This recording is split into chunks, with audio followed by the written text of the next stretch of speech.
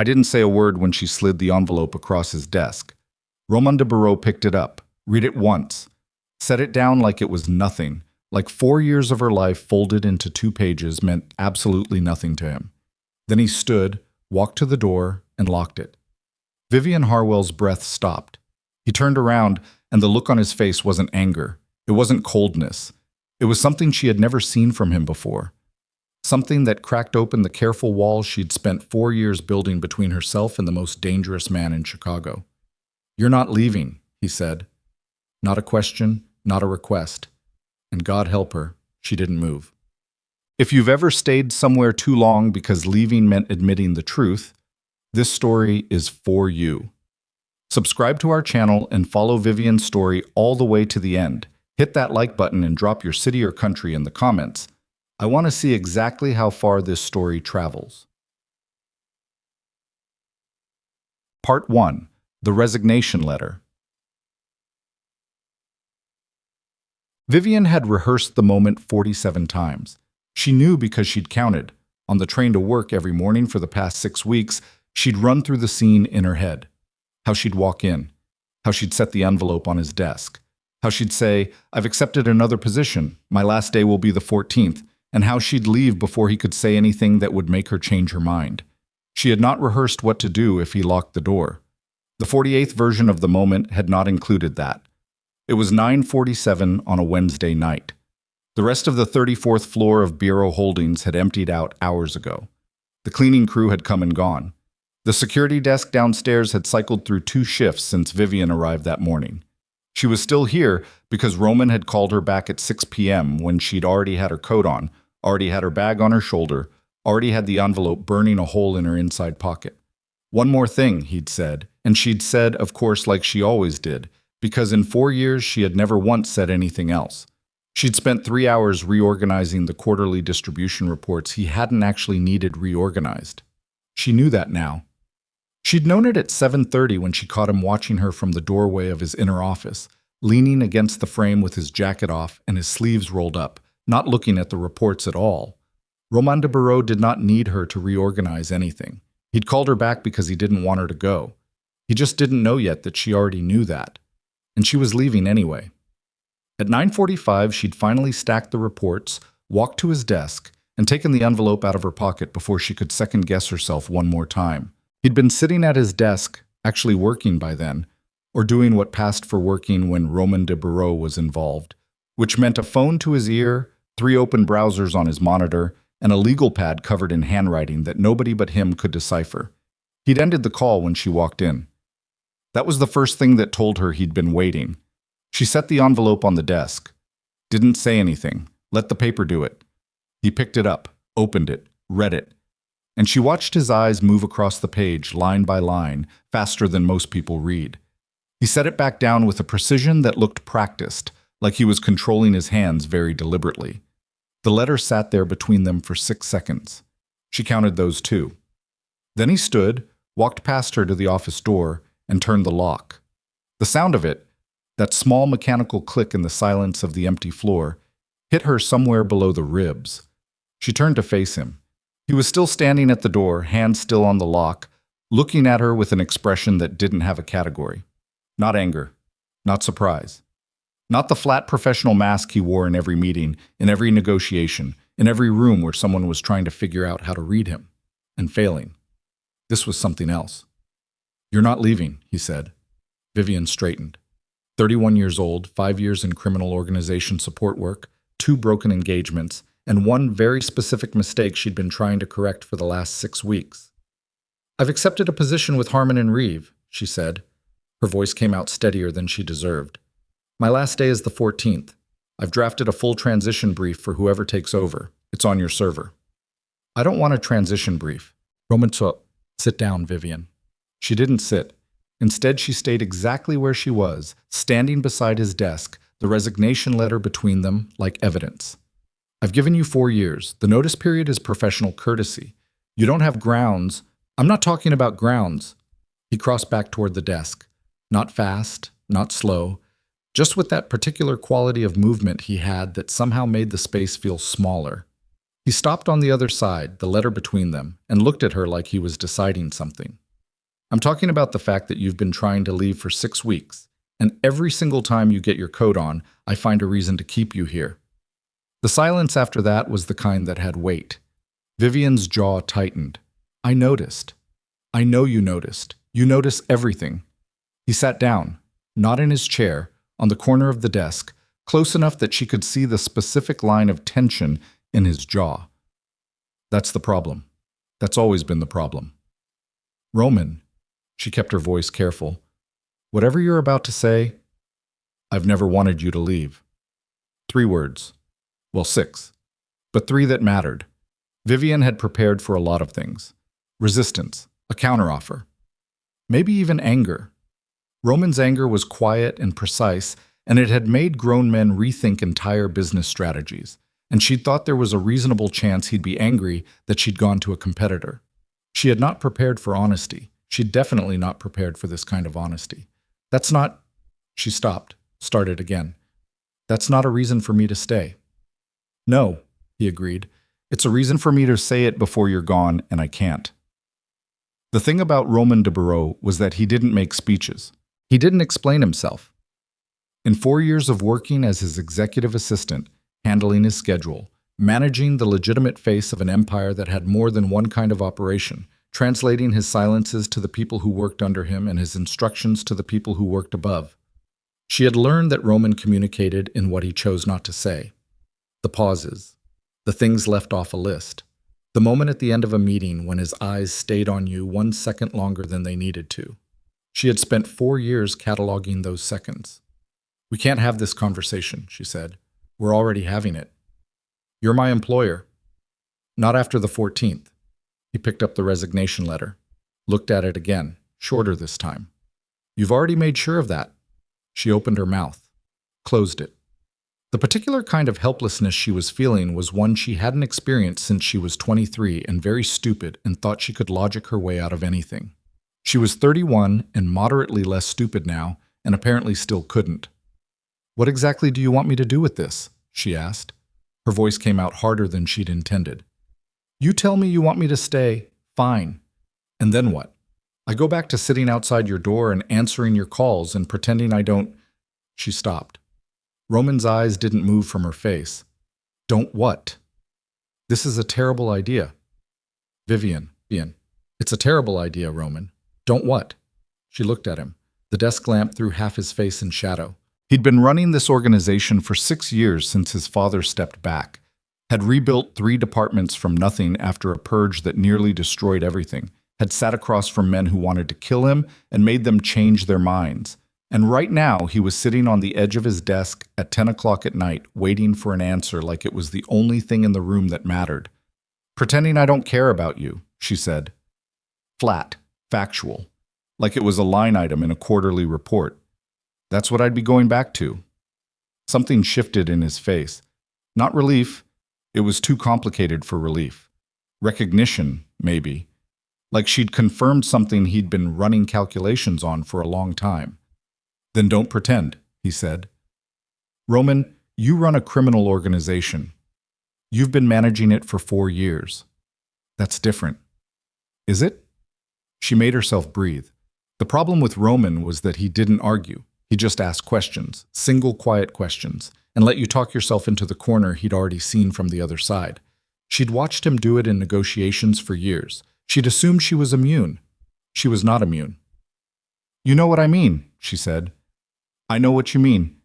He stood up from the desk, picked up the resignation letter again. And I know why you're leaving. You think staying and feeling like this is something you can't maintain without it eventually... He paused.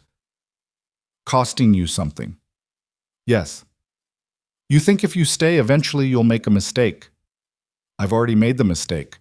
I've just been preventing the consequence. He was quiet for a moment. Then he set the letter down and slid it back across the desk toward her. Or, he said, you could stop preventing it. Vivian stared at the letter. Her letter. Her meticulous, carefully worded, professionally courteous resignation letter that she'd rewritten 9 times because she'd known this moment was going to happen if she didn't get the language exactly right. I need you to hear what I'm saying, she said quietly. I'm listening to everything you're saying. If I stay, it's not going to go back to what it was. I know. I'm not going to be able to sit outside your door, and I'm not asking you to. Then what are you asking? He looked at her for a long moment. I'm asking you to give me a chance to figure out what this actually is before you make it impossible by leaving. The overhead lights in the office had dimmed automatically 2 hours ago. The only light was the desk lamp and the glow from the city through the floor-to-ceiling windows. Vivian thought, very briefly, about the 47 rehearsals on the train. Every single version of this moment that she'd played out. The clean exit. The professional curtain call. The relief she'd been telling herself she would feel.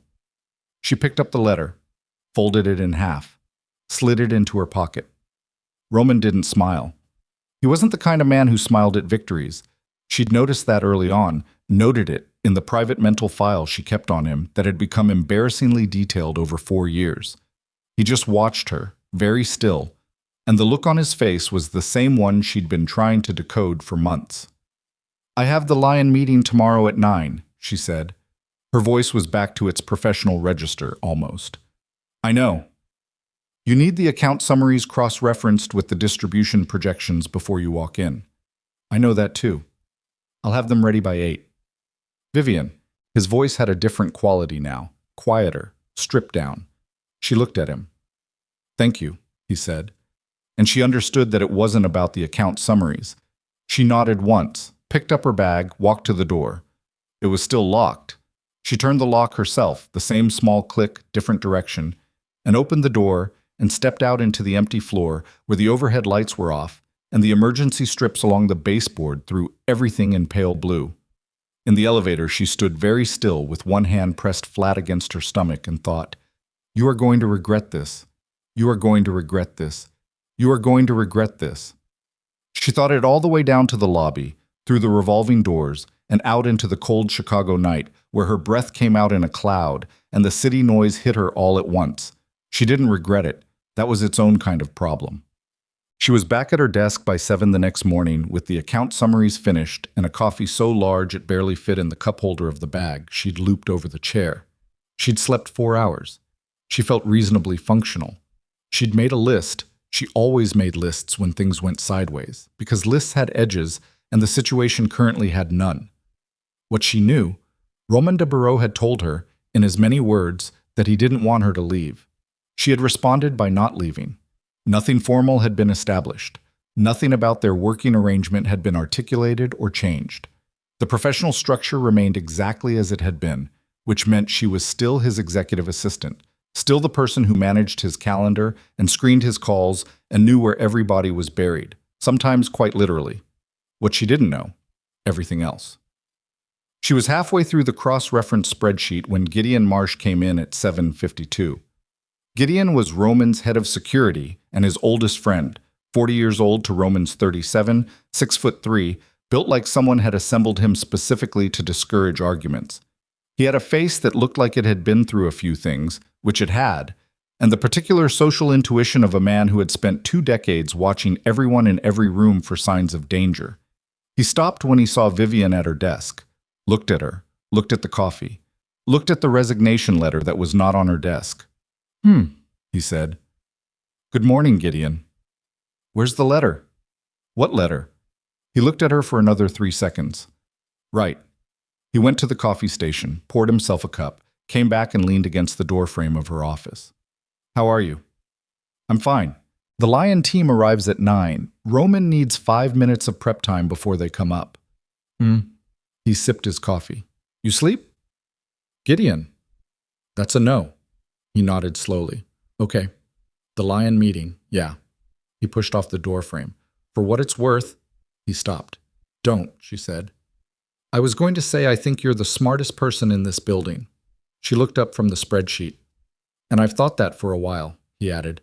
Just wanted you to know, in case it was relevant. He took his coffee and walked toward the security wing without looking back.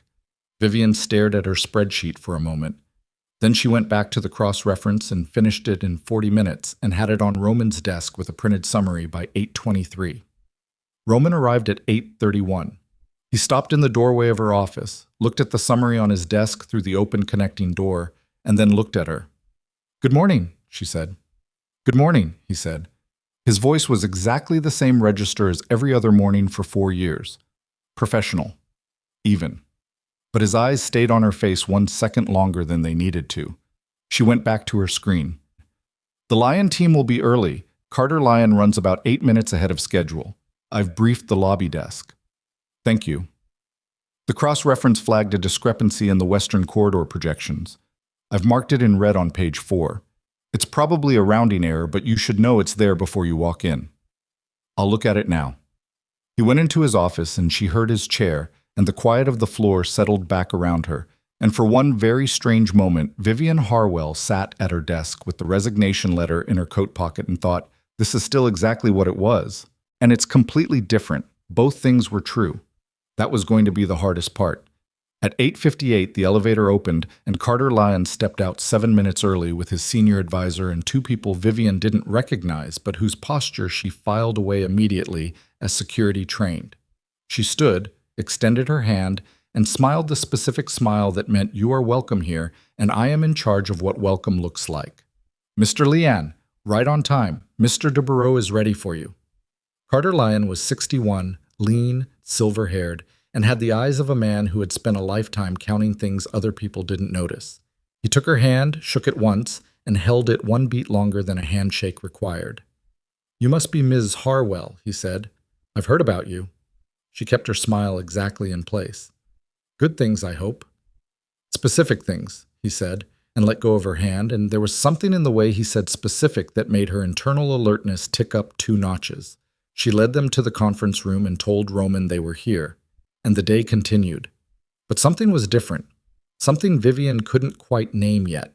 A particular quality to the way Carter Lyon's secondary advisor had looked at the floor layout when they walked in. The way one of the security-trained men had paused at the far end of the conference table, not taking his seat, doing a quiet visual sweep of the room that was just 1 beat too long to be casual. She noted it, filed it, said nothing. For now. The meeting started. Roman walked in, shook hands, sat down. Vivian sat 2 seats back with her tablet, present and largely invisible, which was exactly how she'd operated for 4 years and exactly how she intended to keep operating, at least until she figured out what Carter Lyon's advisor was looking at. Because the way that man had studied the room had nothing to do with the agenda on the table. And someone, somewhere in this building, had told him exactly how the floor was laid out before he walked in. The meeting had been running for 40 minutes when Vivian stopped taking notes. Not obviously. She didn't put the tablet down or shift in her chair or do anything that would register as a change. She just stopped processing what Carter Lyon was saying about the Western Distribution Corridor, the same corridor she'd flagged in the cross-reference that morning, and started processing the man sitting to his left. His name was Dennis Falk, according to the introduction he'd given when they sat down. Senior advisor, Lyon Family Operations, 12 years in the role. He was 50-something, gray at the temples, with the kind of stillness that wasn't natural. It was trained. The kind of stillness you got from years of learning to occupy a room without drawing attention to yourself. She'd seen it before. She'd seen it in Roman. The problem was that Dennis Falk's stillness kept breaking. Every 8 or 9 minutes, his eyes went to the window. Not to the view, to the reflection in the glass. The reflection that showed the conference room door. He was checking the door, she realized, not looking at it directly because that would be obvious, but watching the reflection the way you watch something you were expecting. Vivian made a small mark on her tablet. The gesture looked like a note. It wasn't. The Western Corridor discrepancy, Roman was saying, is something we've already identified internally. It's a projection variance, not an operational one. By the time we're executing the third quarter agreements, it'll have corrected itself. Carter Lyon nodded slowly. My team had the same read. He glanced at Falk, who gave a small nod without looking away from Roman. We appreciate the transparency. We operate that way, Roman said. Vivian watched Dennis Falk watch the door. At the 53-minute mark, someone knocked. A single knock. Courier protocol, which meant something had come up from the lobby desk. Roman glanced at Vivian. She stood, crossed to the door, opened it 6 inches. It was Marcus from security. Young, 24, had been with them 11 months. His face was doing something it shouldn't have been doing during a Lion meeting, which was looking pale. He leaned close and said very quietly, "Kellen Pruitt is dead." Vivian kept her face exactly as it was. "Where?" "Parking garage on Fulton, 40 minutes ago. Gideon's already there." She nodded once, stepped back, closed the door. Kellen Pruitt. She ran the name against everything she knew without letting it show on her face. Kellen Pruitt, 46, 6 years with Bureau Holdings in an unofficial capacity. Courier. Information carrier. One of Roman's 3 primary street-level informants, the network that fed intelligence upward so that Roman knew things before they happened rather than after. Dead in a parking garage 40 minutes ago, while they were sitting in this meeting. She walked back to her seat, picked up her tablet, leaned toward Roman's chair and placed the tablet flat on the table beside his hand, screen down, and pressed it once with 2 fingers. It was their signal. Had been for 3 years. 2 fingers, screen down. Something's wrong. End this when you can. Roman didn't look at her, didn't change his expression, but his hand moved slightly, and she saw the particular set of his jaw change by maybe 2 degrees. "Mr. Leon," he said, his voice carrying the same even weight it always did. "I want to propose we break here and continue this afternoon. I have some materials I'd like to have prepared before we discuss the allocation structure. It would make the second half of this conversation significantly more productive." Carter Lyon studied him for a moment. The man had been in rooms like this for decades. He knew a redirect when he heard one. "Of course," he said. And there was something in his tone that sounded less like courtesy and more like confirmation, like he'd been expecting exactly this. Dennis Falk's eyes went to the door reflection one more time. Vivian noted it, filed it, kept her face pleasant and professional while she stood and thanked the Lion team for their time and escorted them to the elevator with the specific brand of warmth that meant you are leaving now, and this is being framed as your choice. When the elevator doors closed, she turned around. Roman was already coming out of the conference room. Gideon was on the phone at the end of the hall. "Pruitt," she said. "I know." Roman was moving, not fast, but with that quality of directed energy that meant he was already 3 steps ahead in his head. "Gideon called me during the meeting." "You knew during the meeting?" "I knew for the last 20 minutes of it." She fell into step beside him. Falk was watching the door. Roman stopped walking. She stopped too. They were in the middle of the hallway, which was empty except for Marcus hovering at the far end, looking like he wanted to be anywhere else. "Explain," Roman said. "Dennis Falk." Every 8 to 10 minutes, he checked the conference room door in the window reflection. Not casually, deliberately, like he was expecting something to happen and he wanted to know when it did. She paused. He wasn't watching the door. He was watching for a reaction. Roman's eyes were on her face. That particular focused quality that meant he was cataloging everything she was saying and running it against his own read. "You think he knew about Pruitt?" "I think someone knew this morning that Pruitt was going to be dead before noon, and someone in that room wanted to see how long it took us to find out." She kept her voice level. "The knock from Marcus. Falk saw it, and for 2 seconds after I closed the door, he looked satisfied. Not worried. Satisfied." Roman was quiet for 4 full seconds. "Gideon," he said, loud enough to carry. Gideon came off the phone. "Car's on Fulton. It's clean. No witnesses, no camera coverage. Whoever did it knew the garage." "They knew the garage," Vivian said, mostly to herself. She was thinking about the floor layout now, the way Falk's security man had done a visual sweep when they walked in. They also knew this building, the floor plan, the security camera positions. She looked at Roman. They walked in here this morning knowing exactly what they were looking at. The hallway was very quiet. "Someone told them," Gideon said. "Someone told them," she agreed. Roman's jaw was doing that thing, the 2-degree shift that in 4 years she'd learned meant he was angry in the particular cold way that was far more dangerous than the hot kind. "When was the last time Pruitt checked in?" "Yesterday evening," Gideon said. 7 p.m. He had something for me. Said he needed to verify it before he brought it up. Said it was about internal communications." He stopped. The word internal sat there in the hallway like something with weight. "I told him to take his time." "He didn't have time," Vivian said. Gideon's face did something she'd never seen it do before. For exactly 1 second it looked like what it was. The face of a man who had just understood that a piece of information he'd treated as routine had gotten someone killed. "We need to figure out what he found," Roman said. "Whatever he was going to bring to you, someone else already knew he had it. That's why he's dead." "The timing," Vivian said. "They killed him while the Lion meeting was happening, while you were occupied, while Gideon was going to be in the building with you." She looked at Roman. "This wasn't reactive. They planned around your schedule." The silence this time had a different texture. "Who has access to my schedule?" Roman said. Not quite a question, more like the beginning of a list. 12 people with direct access, Vivian said. 11 if you subtract me." She said it flat, without inflection, because this was not the moment for anything else. But the schedule was distributed last Friday for the full week. Anyone who received the weekly brief had the Lion meeting time. How many people received the weekly brief? 23. Roman turned and walked toward his office. "Get me the distribution list for the last 6 months of weekly briefs.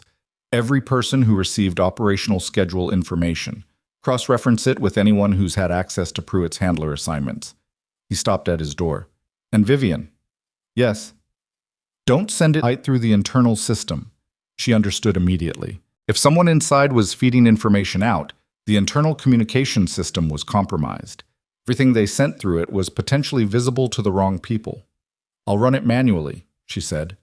He went into his office and closed the door, which he almost never did, and she stood in the hallway for one moment and thought about the fact that 23 people had received the schedule last Friday, and one of those 23 people had looked at Roman's calendar and decided that Wednesday morning was a good time to murder Kellen Pruitt.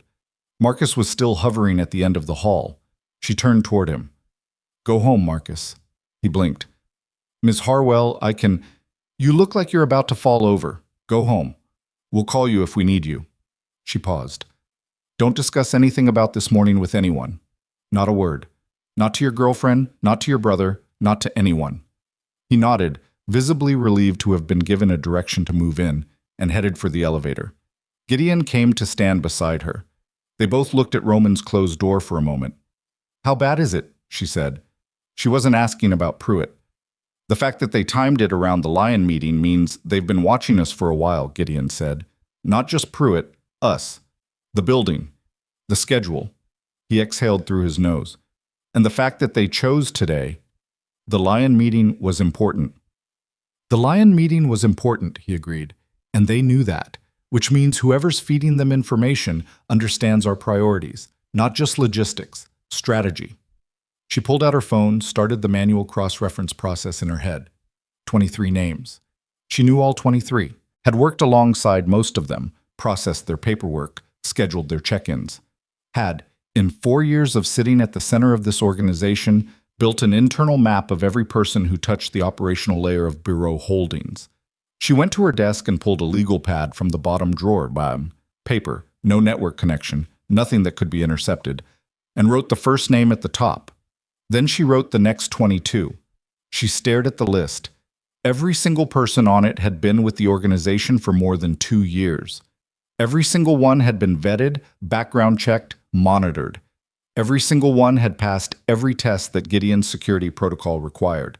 One of them was a traitor. She tapped the pen against the pad and started eliminating. By 2 in the afternoon, she had the list down to 9 names. Gideon had brought her coffee at noon without being asked and hadn't said anything when he saw the legal pad, just set the mug down and looked at the names and left. At 12:47, he came back and crossed off 2 names himself, silently, with a marker. She looked at the crossed-off names. Didn't ask. The crosses meant Gideon had already verified those 2 people's whereabouts that morning in a way that cleared them, and whatever method he'd used to verify, it wasn't something that needed to be in the room. At 1:15, Roman came out of his office, looked at the list, stood beside her desk for 90 seconds without speaking, and circled one name. Thomas Reeves. Communications Director. 41 years old. 7 years with Bureau Holdings. Responsible for the internal distribution system, the encrypted communications network, the weekly briefing structure. The man who physically and operationally controlled every piece of information that moved through this organization. Vivian looked at the circle around his name.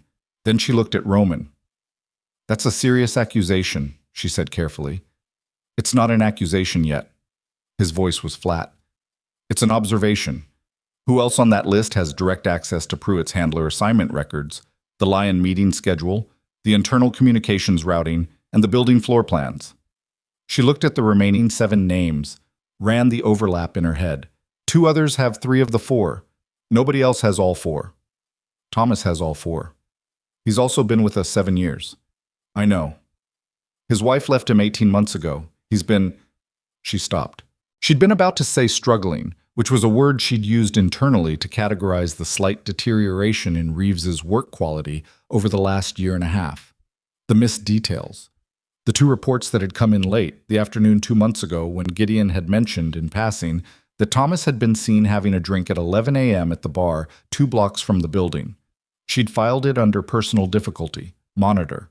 She had not filed it under vulnerability, potential exploitation. He's been under strain, she said. That's not proof. No, Roman said. It's not. He looked at the circle around Thomas's name. Get me his communications logs for the last 8 months. Full history, internal and external, everything he's touched.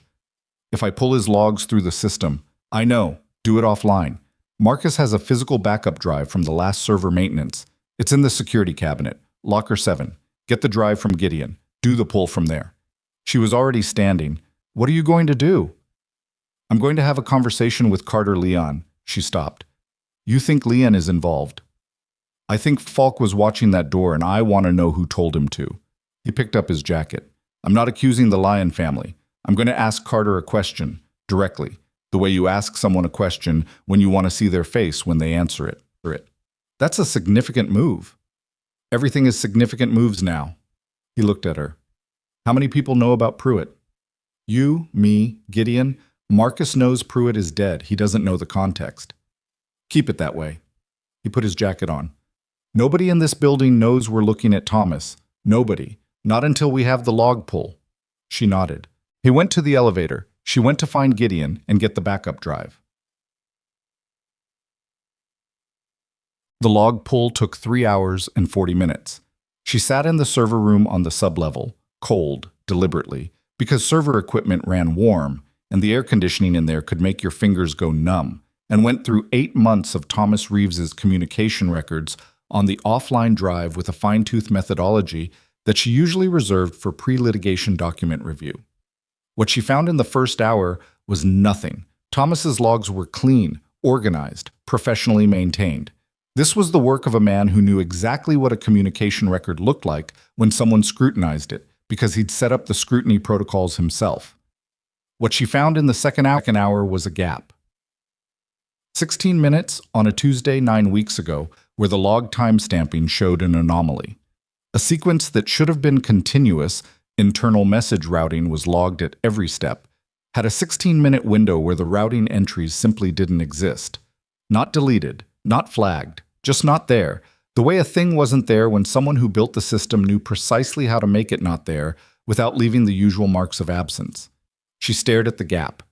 Then she went backward 8 months and started looking for more of them. She found 6 gaps total. The shortest was 11 minutes. The longest was 23.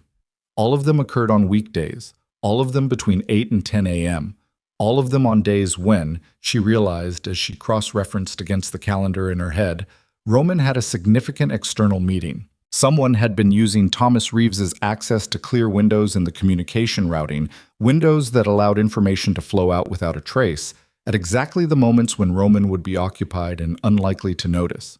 This was not accidental. This was operational. This was someone who had been doing this for a very long time. She sat in the server room with numb fingers and the full weight of it settling into her bones, and thought about the fact that for 8 months, while she'd been sitting outside Roman's door managing his schedule, tracking his calendar, someone had been using that same calendar to choose the windows. She'd been the source, without knowing it, not of the information itself, but of the structure, the predictability, the pattern.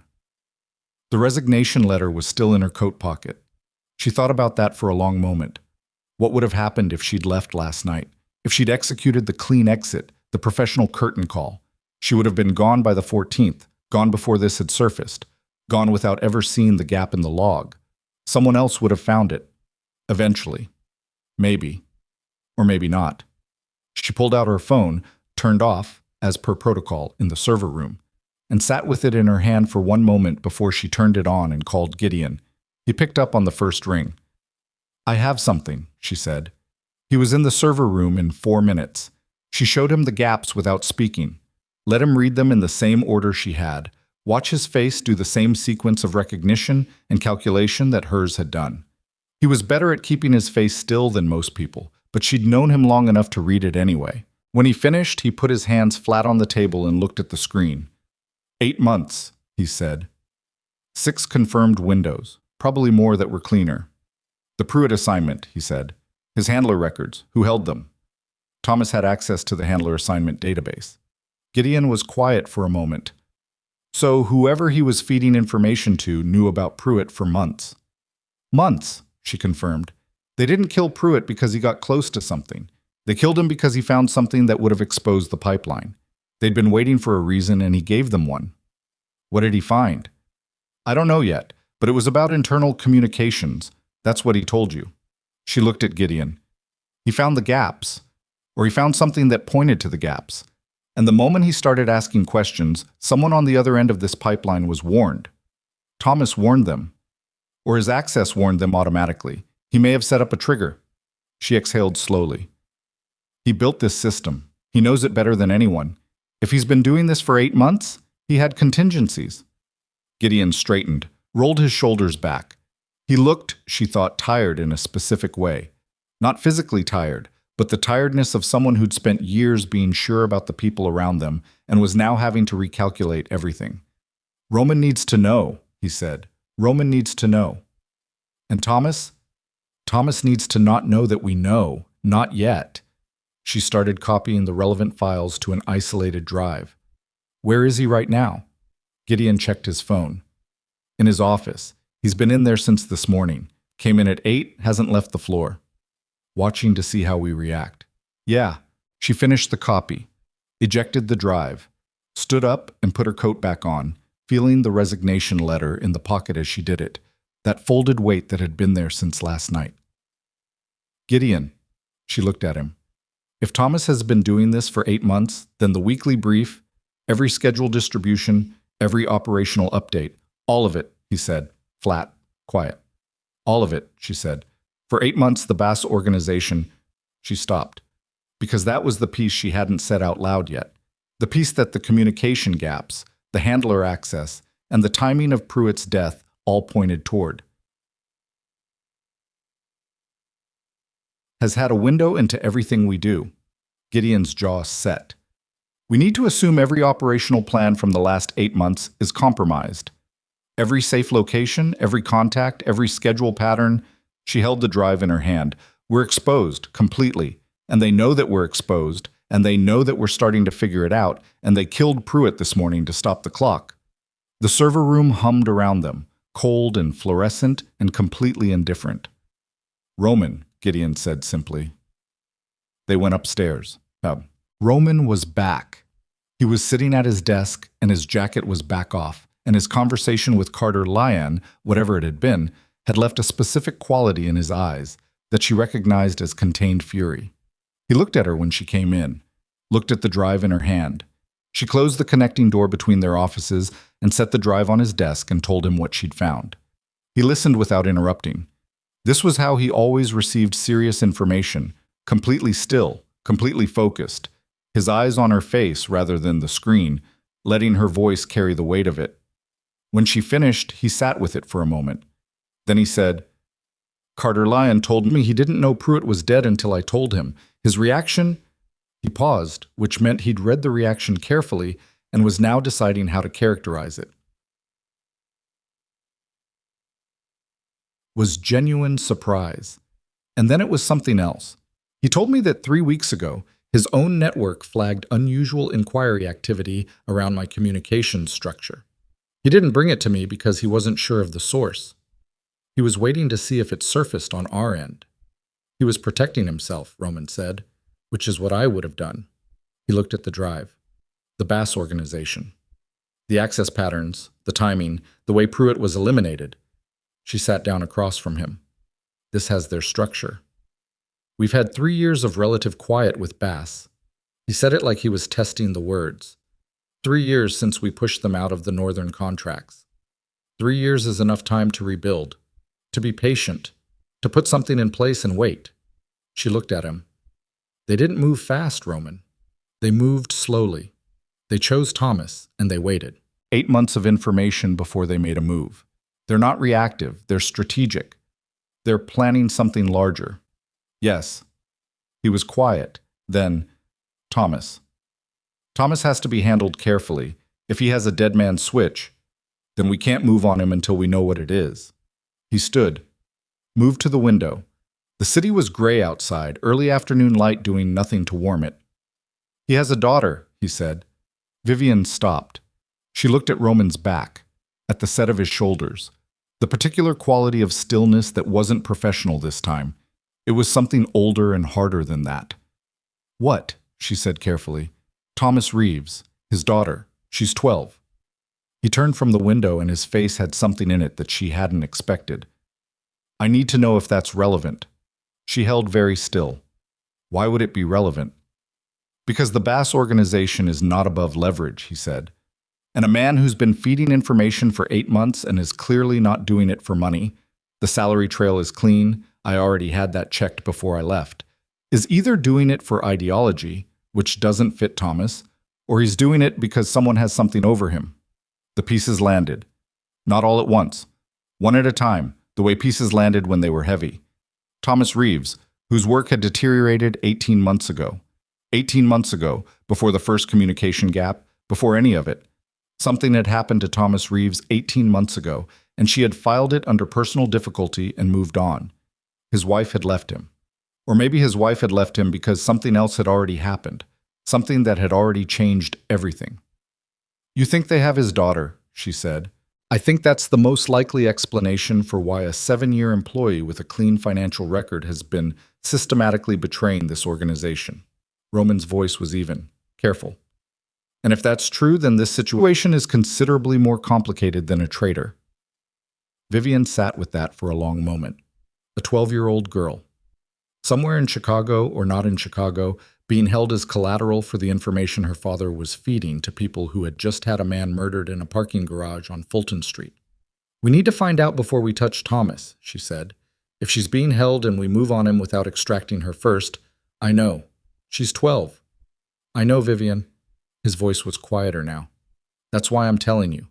He looked at her across the desk. I need you to tell me how we find out without tipping our hand. She thought about it. The specific problem of finding a child who was being held by an organization that had already demonstrated it was watching every move they made, every communication they sent, every pattern they fell into.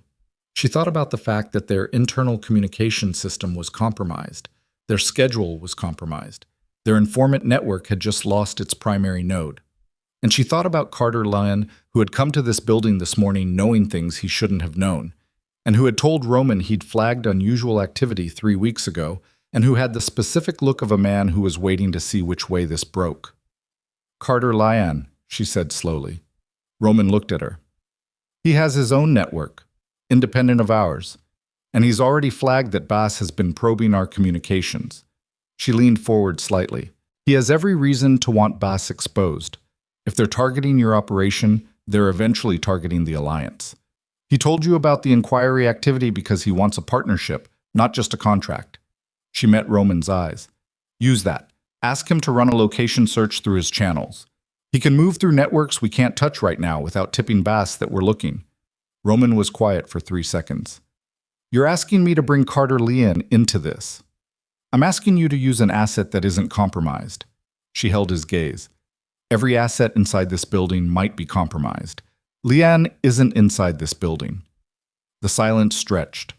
Outside those, Chicago moved on without them. Traffic, wind, the particular gray light of a city that didn't wait for anyone's crisis to resolve before continuing its business. Roman picked up his phone, and in the moment before he dialed, Vivian understood that after tonight, nothing about this organization was going to look the way it had looked this morning. The structure that had existed, the certainty, the internal trust, the 7-year loyalties, was already gone. They just hadn't finished discovering how far the damage ran. There was no going back to the way things were. There was only forward, into whatever came next, and the question of whether what came next was going to be on their terms or someone else's. Roman dialed, and somewhere in this building, Thomas Reeves sat in his office and waited to find out if today was the day. Roman made 2 calls to Carter Lyon. The first lasted 4 minutes. When he hung up, he looked at Vivian across the desk and said, "He'll run it through his network, 24 hours. The second call came from Leanne 40 minutes later, which meant it hadn't taken 24 hours at all, which meant Carter Lyon had already been looking. Roman listened for 90 seconds. His face did nothing. When he hung up, he sat completely still for a moment, and then he said, "Thomas Reeves has a storage unit on Kedzie Avenue that's registered under a name that doesn't exist. His daughter hasn't been to school in 6 weeks. The school has a medical excuse on file signed by a doctor whose license number belongs to a retired physician in Milwaukee." Vivian put down the pen she was holding. 6 weeks, she said. 6 weeks. She did the math. 6 weeks ago was before the last communication gap, before the Lyon meeting was scheduled, before Pruitt had found anything. 6 weeks ago, the Bass organization had already decided to move the daughter, which meant 6 weeks ago they'd already decided that whatever they were building toward was entering its final phase. They were accelerating, she said. Yes. Which means whatever they're planning, it's not months away. He stood. Gideon. Gideon was already in the doorway. He'd been standing there long enough to have heard most of it. His face was doing the thing where it went very still, which in Gideon's case didn't mean calm. It meant the part of him that was capable of significant violence was making itself available. "The storage unit on Kedzie," Roman said. "I want eyes on it in the next hour. Nobody goes in. Nobody touches anything. I want to know if there's been activity in the last 48 hours. Done. Gideon pulled out his phone and was already walking. Roman looked at Vivian. "Thomas is still in his office." "Yes." "Has he moved at all today?" "He went to the kitchen at 11:20, came back with coffee, has been at his desk since." She'd been tracking it through the building's internal camera system, the same system Thomas managed and could theoretically manipulate, which meant she'd been watching with the specific awareness that what she was seeing might be curated for her benefit. He ate lunch at his desk. He's taken 2 phone calls since noon, both incoming, both short. From external numbers. I haven't been able to run them without flagging the query in the system. Roman was quiet for a moment, which was his version of swearing. He's waiting for contact from Bass. They know we found Pruitt. They're waiting to see if we make a move. He looked at the wall between his office and the rest of the floor, as if he could see through it. He's not going to run because he can't. His daughter. He's trapped, Vivian said. He's been trapped for a long time. That doesn't change what he did. No, she said. It doesn't. But the way she said it left the rest of the thought in the room. It changed something. Not the accounting of it, not the consequence, but something. Roman seemed to hear it. He looked at her for a moment and then he said, "We can't leave a 12-year-old girl with them while we deal with Thomas." "No." "So we find her first?" "Yes." He nodded once, short, the kind of nod that closed a door. "Get me everything you have on Thomas's daughter. School records if you can access them through back channels, medical history, any activities that would give us a pattern of where she spent time. Any family outside of Thomas, grandparents, aunts, uncles, anyone Bass might have used as a secondary leverage point." She was already writing. "Her name is Cora. She turned 12 in February. Thomas's sister lives in Evanston. I've seen her at the building Christmas event twice. If Bass is monitoring Thomas's contacts, they'll have the sister flagged. Don't approach the sister." "I know. Don't approach anyone connected to Thomas directly. If Bass thinks we're moving on the daughter before we've dealt with Thomas, they'll..." He stopped. "They'll use her," Vivian said quietly, "as a message." The word message sat there in the office and neither of them wanted to look at it directly. 24 hours, Roman said. "We find the girl in 24 hours. Then we talk to Thomas." They found the girl in 11. It was Vivian who found her, which she would think about later in the particular way you thought about things that could have gone differently if you'd been slower or less careful or hadn't spent 4 years learning to read the invisible architecture of how an organization moved. The storage unit on Kedzie was a decoy. She'd understood that within 20 minutes of Gideon putting eyes on it. The unit had been accessed twice in the last week, but the access pattern was wrong, too deliberate. The kind of pattern you created when you wanted someone to find a place and spend time watching it while you moved the actual asset somewhere else. She'd gone back to Thomas's file. Not his communications logs this time, his expense records, the mundane, boring quarterly expense reports that she'd signed off on for 4 years without looking at closely because there'd been no reason to look at them closely. 7 months ago, Thomas had filed a mileage reimbursement for a trip to a client meeting in a suburb called Lakeworth.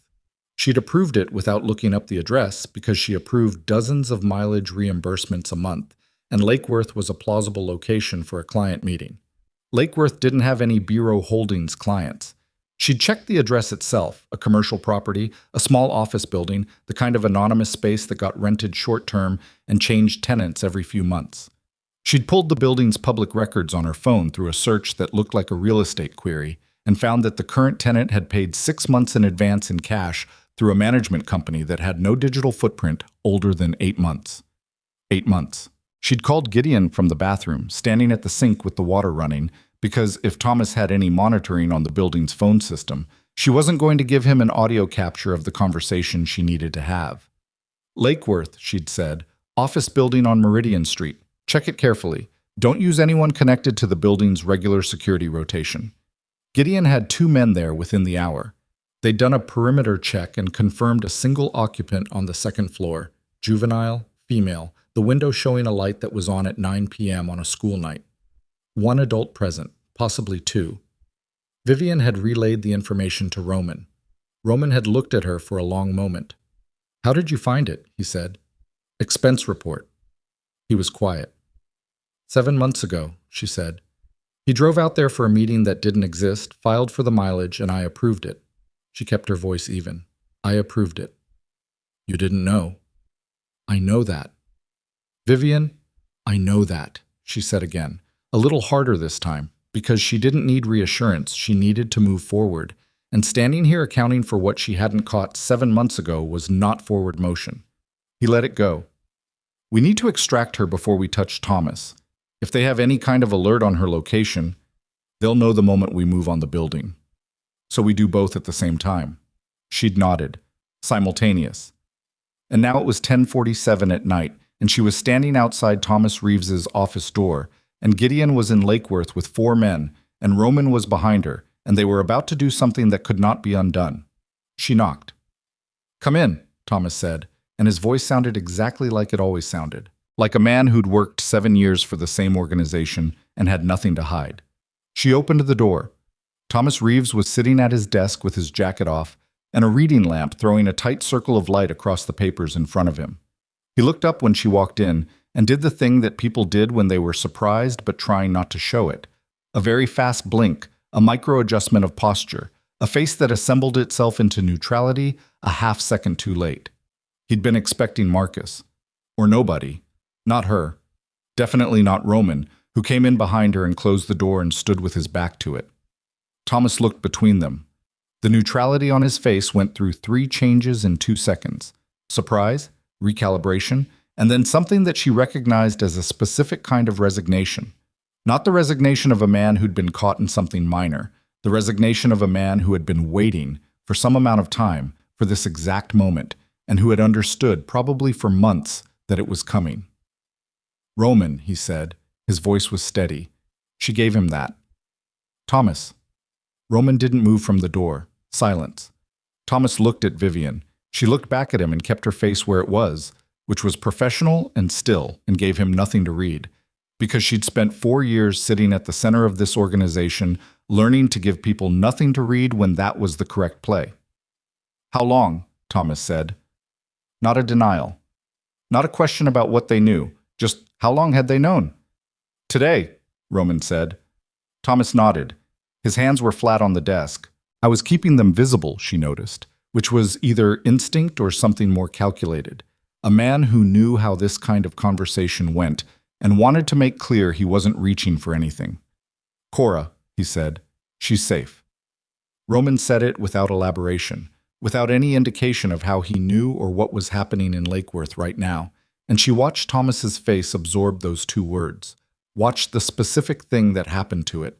It didn't collapse, he was too controlled for that. But something in him shifted that was more fundamental than expression. Something below the surface. My people are with her right now. Thomas's jaw worked once. He pressed his lips together, looked at his desk. How long have they had her? Vivian said. She kept her voice even. Not kind, not cold, even. Thomas's eyes came up to her. 7 months and 9 days. He said it the way you said a number you'd been counting. They took her. They gave me a choice. He said it without inflection, like he'd stripped all the feeling out of it through repetition. Not a real choice, but they called it one. He exhaled through his nose. She was walking home from school. They had her for 6 hours before they contacted me. 6 hours where I didn't know. He stopped. His hands pressed flat against the desk harder. They sent me a photograph. Then they gave me the choice. What did they ask for? Schedule information first, just the weekly brief. They said it was preliminary. They said if I cooperated fully, she'd come home. He looked at the desk. They lied. Of course they lied, Roman said. His voice was quiet. Not angry. Or rather, the anger was present, but it was underneath everything, banked and controlled. They needed you functional. A man who has his daughter back has no more reason to cooperate. A man who's still waiting has every reason. Thomas looked up at him. I know that. I've known that for 7 months. He said it like it was something he'd recited to himself in the dark. I knew by the end of the first month that they were never going to let her go. That as long as I was useful, they'd keep her as collateral, and once I stopped being useful, he stopped. What did you give them? Roman said. Thomas was quiet for a moment, not hesitating, gathering. The way you gathered something heavy before you lifted it. The weekly brief for 7 months, he said. Handler assignment records, safe location protocols, 3 locations, not all of them. Structural communications routing, the Lion meeting schedule, he paused, and the identity of your 3 primary street-level informants. Vivian's breath came out very slowly. All 3, Roman said. All 3. Pruitt was one of them. Yes. And the other 2? Thomas's jaw was tight. Delgado and Park. I gave their identities to Bass 8 weeks ago. He looked at Roman directly now. I'm telling you this because you need to pull them before Boss decides they're no longer useful either. Roman's hand went to his phone in the same movement that he was already turning toward the door, and Vivian heard him say Gideon's name and the names Delgado and Park in a voice that had no room in it for anything except the specific kind of urgency that meant these were the next 4 minutes deciding something permanent. She stayed in the room with Thomas. He was looking at her. She looked back. You knew something was wrong, he said. It wasn't an accusation. He seemed genuinely curious. I knew the floor plan had been shared, she said. Falk's body language in the meeting this morning, and the timing of Pruitt. The timing, he said. Yes. He looked at his hands. They told me to flag when the next Lion contact was scheduled. I logged it in the brief 2 weeks ago. They planned Pruitt around the meeting. They wanted Roman occupied. He exhaled. I told myself I didn't know what they were going to do with the information. I knew. He stopped. You chose Cora, she said. He looked at her. Every time. I'd choose her every time. She believed him. That was the hard part. She sat in the office of a man who had spent 7 months systematically betraying the organization she'd given 4 years to, and she believed every single word he'd just said. And those 2 things were both completely true at the same time, and there was no way to make them fit together cleanly. She's 12, she said. She'll be 13 in February. His voice broke on the last word. Just barely, just for a second, and then he pulled it back. She likes drawing. She draws these. She has sketchbooks. She goes through one every couple of months. She draws animals mostly. She wants to be a vet. Vivian sat with that for a moment. Then Roman came back through the door, and his face told her before he said anything. Delgado is clear, he said. Park. He paused 1 beat. Park didn't answer. Gideon's sending someone to his address now. Thomas's eyes closed, opened. How long ago did you pull Delgado? 20 minutes. They may not have moved on him yet. The Pruitt execution was today. They probably expected it to keep us occupied for at least another 12 hours before we started moving on secondary assets. I was speaking quickly now, like a man who knew things and understood that what he knew might still matter. Boss works with a handler structure. Each informant pipeline is managed by a single handler who authorizes terminations. The handler for this pipeline is named Eric Sauer. He's based in the city. He doesn't do field work himself, but he authorizes everything. If you can find Sauer— We know about Sauer, Vivian said carefully. Thomas looked at her. How much do you know? We know the name. We know he's the authorizing handler. We don't have a location. Thomas was quiet for 3 seconds. Then, I have a location. The room went still. Vivian looked at him. They made one mistake, Thomas said. 7 months, and they made one mistake. 2 months ago, Sauer contacted me directly. He never does that. It's always through cutouts. He wanted to meet in person to verify some structural information, something he couldn't trust to the usual channels. He gave me an address. He looked at Roman. I memorized it. I've been holding it for 2 months. I didn't know what I was going to do with it, but He stopped. I held it. Because he knew, she thought. Somewhere underneath the survival math of a man trying to keep his daughter alive, he'd known that this moment was coming, and he'd held the one piece of information that might make a difference when it did. The address, Roman said. Thomas gave it. Roman looked at Vivian. She was already writing. Thomas. Roman's voice had changed register, still controlled, but with something more fundamental in it. Your daughter is being extracted from Lake Worth right now. She'll be moved to a secure location that Bass doesn't know about. She'll be safe tonight. Thomas looked at him. The expression on his face was something Vivian didn't have a precise word for. Not relief. Relief was too simple. More like a man who'd been holding something so heavy for so long that setting it down felt more like collapse than freedom. And me? Thomas said. Roman was quiet for a moment. That's a conversation we're going to have. Not tonight. He held Thomas's gaze. Tonight, you're going to write down everything you gave them, every piece of information, every date, every detail, complete accounting. You're going to give it to Vivian, and she's going to use it to figure out the full scope of what's been compromised. He paused. Can you do that? Yes. All of it, Thomas. Everything. Yes. Roman nodded once. He looked at Vivian. I'll call you when Gideon has the girl. He left. Vivian pulled a legal pad from Thomas's desk drawer, set it in front of him, and put a pen beside it. Start from the beginning, she said. 7 months ago, the first call they made. Thomas picked up the pen, and he started talking. No. He talked for 2 hours and 40 minutes. She took notes on a separate pad, not because she couldn't trust his accounting. She thought he was telling the truth with the specific completeness of a man who'd been waiting to confess for months, but because she needed her own parallel record to cross-reference, to find the gaps, to catch the things he might have rationalized into smaller shapes than they actually were. By midnight, she had 9 pages of notes, and Thomas had filled his own legal pad and half of another. The scope of it was worse than she'd calculated that afternoon, not catastrophically worse, the worst-case scenario, the one she'd been running in the back of her mind since she found the communication gaps, would have been full operational access, including future planning documents. Thomas had protected those. Whatever he'd given them, he'd drawn a line at the forward-looking intelligence, the plans that hadn't happened yet. This was either principle or calculation, and she suspected it was both. But the scope of what he had given them was significant. 7 months of internal schedule patterns meant Bass could model Roman's decision-making rhythm. The 3 safe location protocols meant 3 locations that could never be used again. The handler identities meant Pruitt was dead and Park was not yet answering his phone. And the Lion meeting intelligence meant that the meeting this morning had not been a meeting at all. It had been an assessment. Carter Lyon hadn't come to discuss the Western Corridor allocation. He'd come, or not, as part of a sequence that Bass had orchestrated. And Dennis Falk, with his eyes on the conference room door, had been measuring Roman's reaction time. She thought about that, turned it over. At 12:34, her phone buzzed. Gideon. She stepped outside Thomas's office. We have her, Gideon said. His voice had a specific texture, the flatness of relief in a man who didn't let relief show.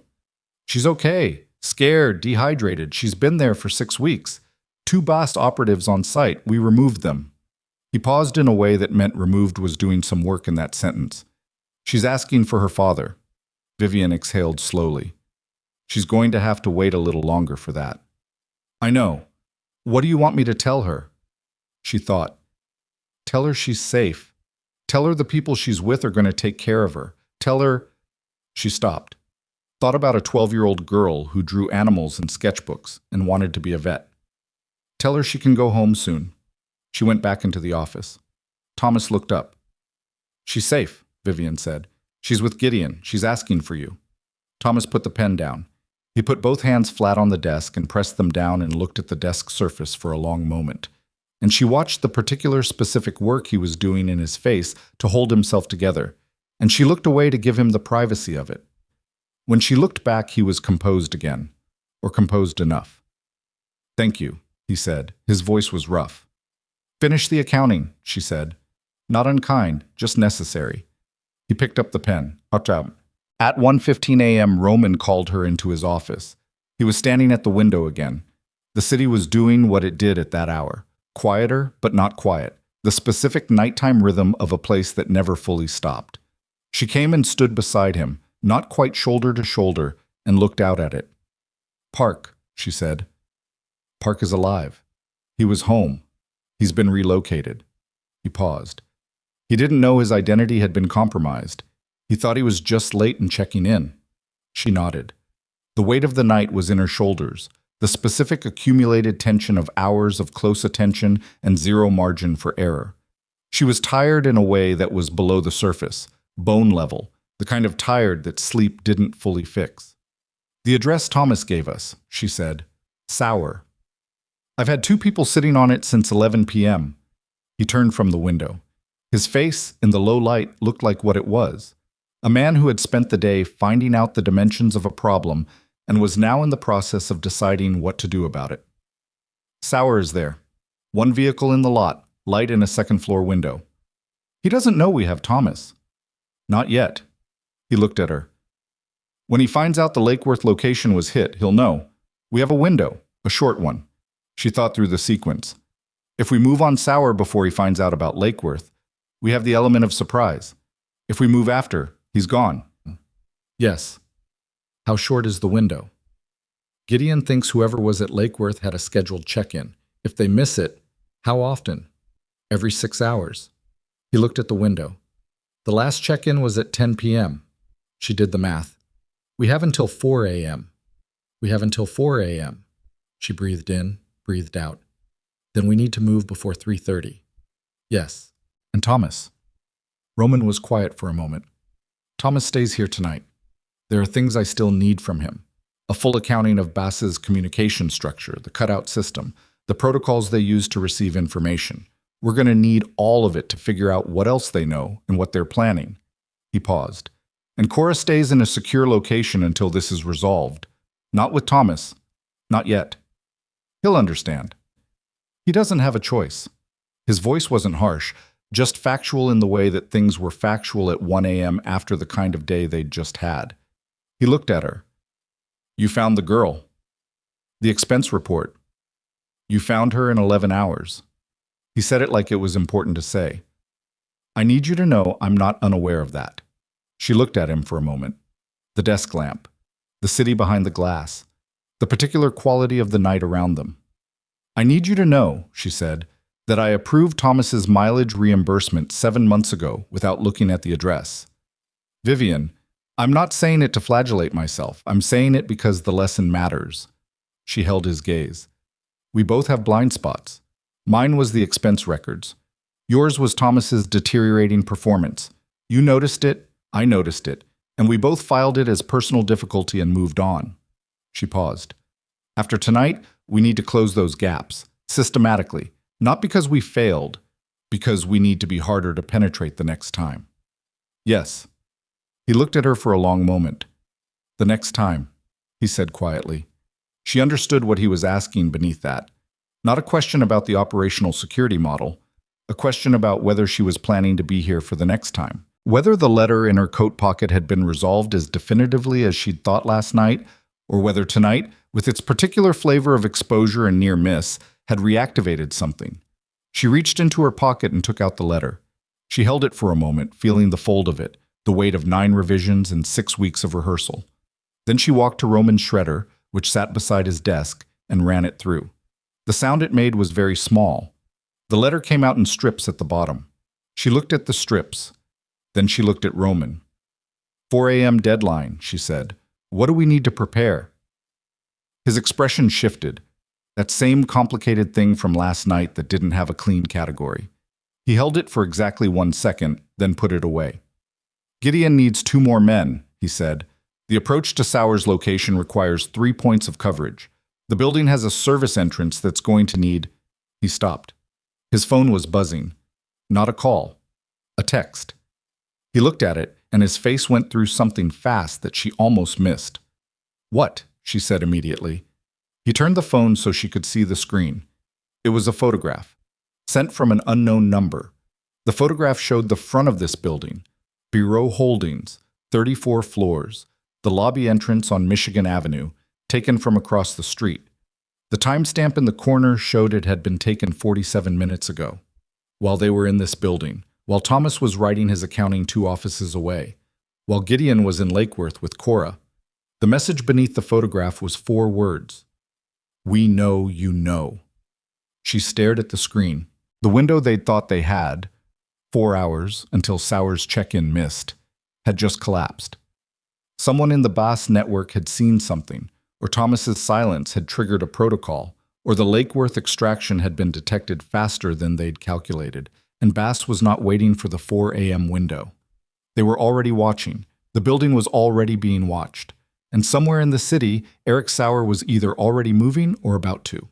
Roman was already dialing Gideon.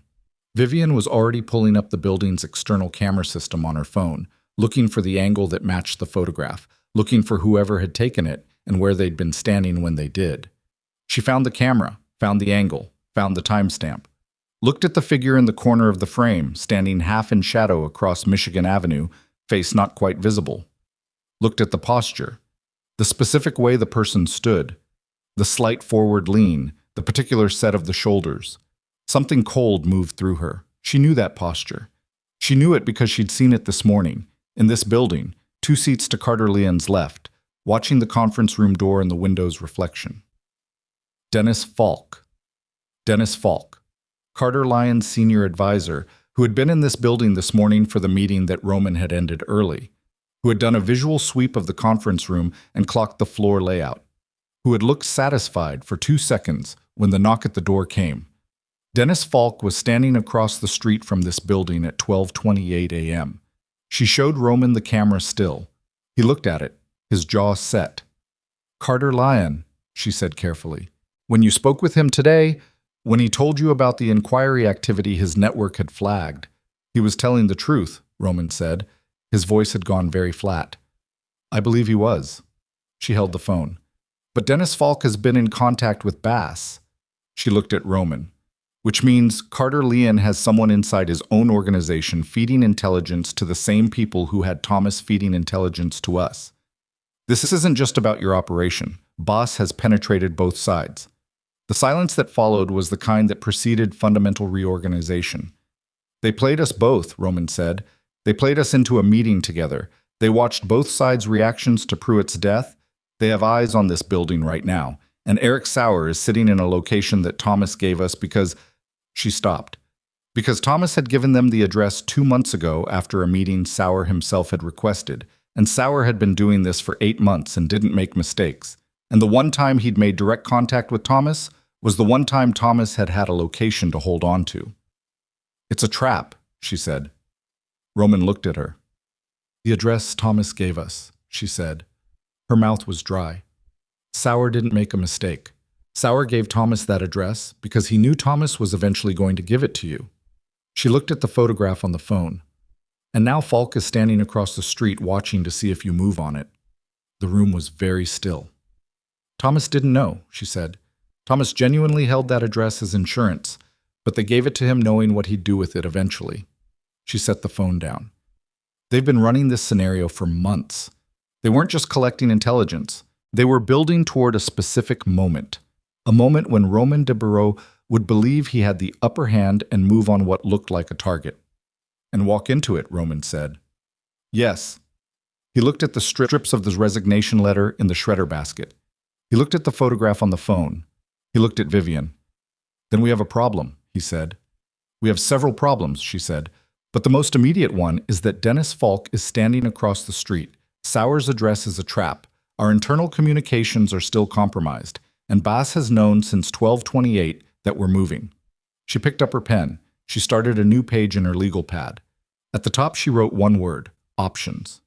And then she looked at Roman and said, "Tell me everything Carter Leon said to you this afternoon. Every word." Because somewhere in the conversation between Roman and Carter Leanne, one of them had said something that had been reported back to Dennis Falk, who had reported it to Bass, who had sent a photograph of this building at 12:28 a.m. as a message. And she was going to find the exact word. Vivian wrote the word options at the top of the page and then sat with the pen in her hand for 4 seconds without writing anything else. Roman watched her. He'd learned in the months and years of working beside her that the 4-second pauses were not hesitation. They were the moment before the structure arrived, the breath before the architecture. He'd watched her do it before quarterly reviews, before difficult personnel conversations, before every moment where the information was complete and what was needed now was shape. She started writing. "Carter Lyon told you 3 things this afternoon," she said, writing as she talked. 1. His network flagged unusual inquiry activity around your communication structure 3 weeks ago. 2. He didn't bring it to you because he wasn't sure of the source. 3. Dennis Falk is his senior advisor and has been for 12 years. She looked up. Which of those 3 things is the one Falk would not want Leon to have told you? Roman was quiet for one beat. The inquiry flag. Why? Because if Falk is feeding to Bass and Bass has been probing our communications, the last thing Falk wants is for Leon to tell me he flagged it.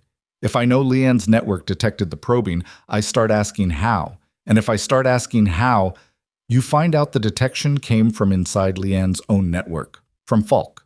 She tapped the pen. Falk didn't know Leon was going to volunteer that information. Leon told you because he was trying to build trust at the meeting.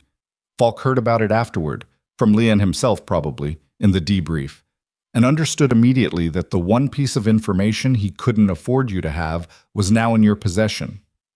So he called Bass. And Bass sent the photograph. She set the pen down. Which means Falk is the link between Leanne's network and Bass, and Leanne doesn't know. She looked at Roman. Carter Leanne has been compromised without knowing he's compromised, exactly the way you've been compromised without knowing. Roman's jaw set. He's going to feel that, she said, carefully, when he finds out. He's going to want to handle it himself. Yes, which is either useful or extremely dangerous depending on how he handles it. She picked up the phone with the photograph on it. Dennis Falk, across the street, half in shadow. If we tell Leon about Falk, Leon pulls Falk immediately. Falk disappears before we can use him. And if we don't tell Leon, Falk stays in place and we can't trust anything that goes through Leon's network. He moved away from the window. Either way, we lose the Lion channel temporarily. We lose it, she agreed, but we gain something. He looked at her. Falk is standing across the street right now, she said, watching this building, waiting to see if we move toward Sauer's address. She stood up. He's outside the building, not inside it. That's a different kind of exposure than Thomas was. Falk is watching us in real time, which means he's communicating with Bass in real time. She picked up her legal pad, which means there's a live communication channel open between Dennis Falk and whoever is running this operation on the boss side. Roman understood before she finished the sentence. She could see it in the way his body shifted, the particular reorientation of a man who just watched a defensive problem become an offensive one. If we can intercept that channel, he said. We don't need to go to Sauer's address, she said. We need to go to Falk. Getting to Falk without Falk seeing them coming required 3 things: a route out of the building that didn't involve the Michigan Avenue entrance, a way to approach his position from behind his sightline, and enough time to close the distance before he understood what was happening. They had all 3. The building had a service exit on the east side that fed into an alley connecting to the next block. Gideon had 2 men back in the building by 1:40.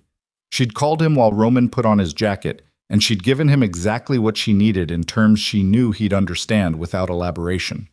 He'd said 15 minutes, and he'd meant it. Thomas was still in his office, writing. She'd told him to keep writing and not to contact anyone, and she'd believed him when he'd nodded. A man whose daughter had just been extracted from a 6-week captivity had very little motivation to make additional errors. At 1:52, she and Roman went through the service exit with Gideon and 2 of his men. The alley was cold and smelled like the city's working parts. Diesel, old concrete, the particular wet winter smell of Chicago in the dark. Their breath made small clouds. Nobody spoke. Gideon had mapped the approach during the 15 minutes.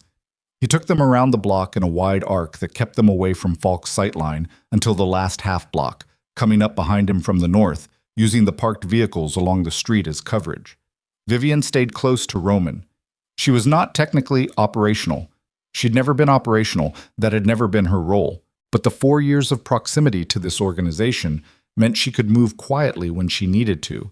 And she knew how to watch a space without drawing attention, and she understood, at a functional level, how this kind of approach worked. She watched the parked cars, watched the windows above the street, watched for any sign that Falk had backup she hadn't accounted for. She saw one. A man, on the opposite corner, pretending to look at his phone. He'd been there long enough that his shoulders were hunched against the cold, in the way people hunched when they'd been outside for more than 20 minutes. His phone hadn't changed screens in the 3 times she'd seen his face tilt down toward it. She touched Roman's sleeve, pointed with 2 fingers, the signal they'd worked out in the elevator, which had taken about 45 seconds, and consisted of her saying 2 fingers means backup, 3 means armed, 4 means move now, and him nodding without asking why she'd thought to establish signals, because by that point they were past asking. Roman looked at Gideon. Something passed between them without words, and one of Gideon's men peeled off toward the far corner. Falk was 30 feet ahead, still watching the building. The phone in his hand was active, screen lit, something on it that he checked every 30 seconds or so. Not a photograph this time. Text. He was in an active conversation, live channel. Vivian's pulse was doing something specific. Not fast exactly, more like very present, like her body was paying close attention without panicking about it. She'd noticed this before, this particular physiological state, in moments that required precision. It wasn't calm. It was focus that wore calm's clothing. Gideon moved first. It was fast. She'd seen Gideon work before, in the abstract way you saw things from the periphery of an operation, but this close it had a different quality, economic, deliberate, absolutely without wasted movement. He covered the last 10 feet in the time it took Falk to register the sound and start to turn, and then Gideon had his arm and his phone, and Falk's back was against the building wall with very little ceremony about how it got there. Falk's breath came out hard. He was 60, maybe, with the look of a man who'd spent his career behind desks, and the physical reality of being moved fast against a wall had taken something out of him. His eyes went wide for a split second, and then did the specific narrowing of a man who was calculating options and finding them limited. Roman stepped in front of him. The 2 of them looked at each other in the pale streetlight. "Dennis," Roman said. His voice was quiet, conversational. The particular register that she'd identified months ago as his most dangerous one. The voice he used when he'd already decided how the conversation was going to end. Falk's jaw worked. He looked at the phone in Gideon's hand. Then he looked back at Roman. "You're making a mistake. Tell me about Eric Sauer." Falk's eyes did something. A micro-movement. Just the pupils. A split-second involuntary response to hearing a name he hadn't expected. Then he locked it down. "I don't know who that is." "You know who that is," Roman said. Same quiet voice. "You've been routing operational intelligence from Carter Lyon's network to Sauer's pipeline for..." He paused, looking at Vivian. "Minimum 8 months," she said. "Probably longer." Roman looked back at Falk. "We have Thomas Reeves giving us his accounting right now, in our building. Thomas was Sauer's pipeline inside our organization. You were Sauer's pipeline inside Lyon's." He paused. "Thomas chose to talk. You get to choose the same thing." Falk looked at her. Something moved across his face. Assessment. Recalibration. "You're the assistant." "I'm a lot of things," she said. "You found the communication gaps." "Yes." He exhaled through his nose. It sounded almost like a laugh. "Expense report," he said. "Thomas told me once he'd filed a mileage reimbursement. I told Sauer. Sauer said it didn't matter because you approved expenses without..." He stopped. Without looking at the addresses, she said. You were right, I didn't. She held his gaze. Tonight I did. Falk looked at Roman. Something in his posture changed. Not surrender, not quite, but the specific deflation of a man who was running the math and not liking the output. What do you want? Sauer's real location, Roman said. Not the address he gave Thomas. His actual current location. Falk's phone buzzed in Gideon's hand. All four of them looked at it. Gideon turned the screen. An incoming message, short, from a contact labeled only with a number. Confirm bureau is moving. Roman looked at Falk. Falk looked at the message. They're expecting a confirmation from you, Roman said, that we're moving on the Kedzie address or on the address Thomas gave us. They want to know if we're walking into it. He stepped closer. You're going to send them a confirmation. Falk's chin came up. And if I don't? Then this conversation becomes significantly less comfortable, and the outcome for you is the same, except you've spent additional time being uncomfortable. Roman's voice hadn't changed register. Still quiet. Still conversational. I'm giving you a choice, Dennis. That's more than Sauer would give Thomas Reeves's 12-year-old daughter. The name of the daughter landed. Falk's composure cracked for just a moment. Not guilt exactly, but something adjacent to it. The look of a man who had known about a thing and decided not to look at it too closely. He's not at the address, Falk said. Thomas's address. Sauer hasn't been there in 3 weeks. He moved his base of operations when he decided to accelerate the timeline. Where is he? Falk looked at the phone. At the message waiting for a reply. If I send the confirmation, they'll wait. They think you're going to walk into the Sauer address, and they want to be ready when you get there. It buys you, he calculated, 40 minutes, maybe 50. Where is he, Dennis? Falk told them. Well, the location was a converted warehouse space on the south side, the kind of building that looked derelict from the outside because the outside was meant to look that way. 40 minutes, Falk had said. Maybe 50. They had 32 by the time they were moving. Gideon sent the confirmation from Falk's phone while they were in the car. 2 words, the same phrasing Falk confirmed he used for routine check-ins, nothing that would read as unusual to whoever was monitoring the channel. Then he powered the phone down and pulled the battery and gave the pieces back to Falk separately, because a dead phone was more reliable than a turned-off one when the other side was Bass. Falk was in the second vehicle with one of Gideon's men. Not loose, not restrained, but occupying a middle space that was clearly not freedom and clearly not captivity. He'd made his choice, and he seemed to understand what it had cost him and what it might still buy him, and he sat in the back of the car with the specific quality of a man settling his accounts. Roman was in the first vehicle with Vivian and Gideon. The city moved past the windows, the south side at 2 a.m., the streets going quiet but not empty, the particular nighttime geography of a city that was different things in different places. He has people there, Gideon said. He was reviewing something on his phone. Building records, she thought, or possibly his own network's assessment of the location. The warehouse has 3 access points. The loading dock is primary, 2 side exits. He'll have coverage on all 3. How many people? Falk says 4, Sauer and 3 operators. Gideon looked up. I believe him on that. 4 is the standard Bass field team configuration. We have 6, Roman said. Plus you and me, Gideon said. And Vivian stays in the vehicle. She didn't argue. She wasn't going to be useful inside the warehouse, and she knew it. And being not useful in a space where people were making fast physical decisions with real consequences was a way of becoming a liability. She would be useful from where she was. What do you need from me? She said. The channel. Roman looked at her. Falk's phone is dead, but Sauer is expecting confirmation that we're at the Kedzie address. When we don't show up, he'll try to reach Falk. When Falk doesn't respond, he'll know something's wrong. She was already thinking through the timeline. You have 40 minutes from when Gideon sent the confirmation. After that, the clock compresses fast. We'll be inside in 20. She looked at him. Roman. He looked back. There were things she could have said. The correct logistical things, the practical things, the things about maintaining communication and not doing anything that couldn't be undone, and the value of caution when you were moving on a prepared position with limited intelligence about internal layout. She said none of them, because he knew all of them, and because what she actually wanted to say was something she didn't have the precise language for at 2 a.m. in a moving vehicle going toward a warehouse where Eric Sauer was waiting. Be careful was too small.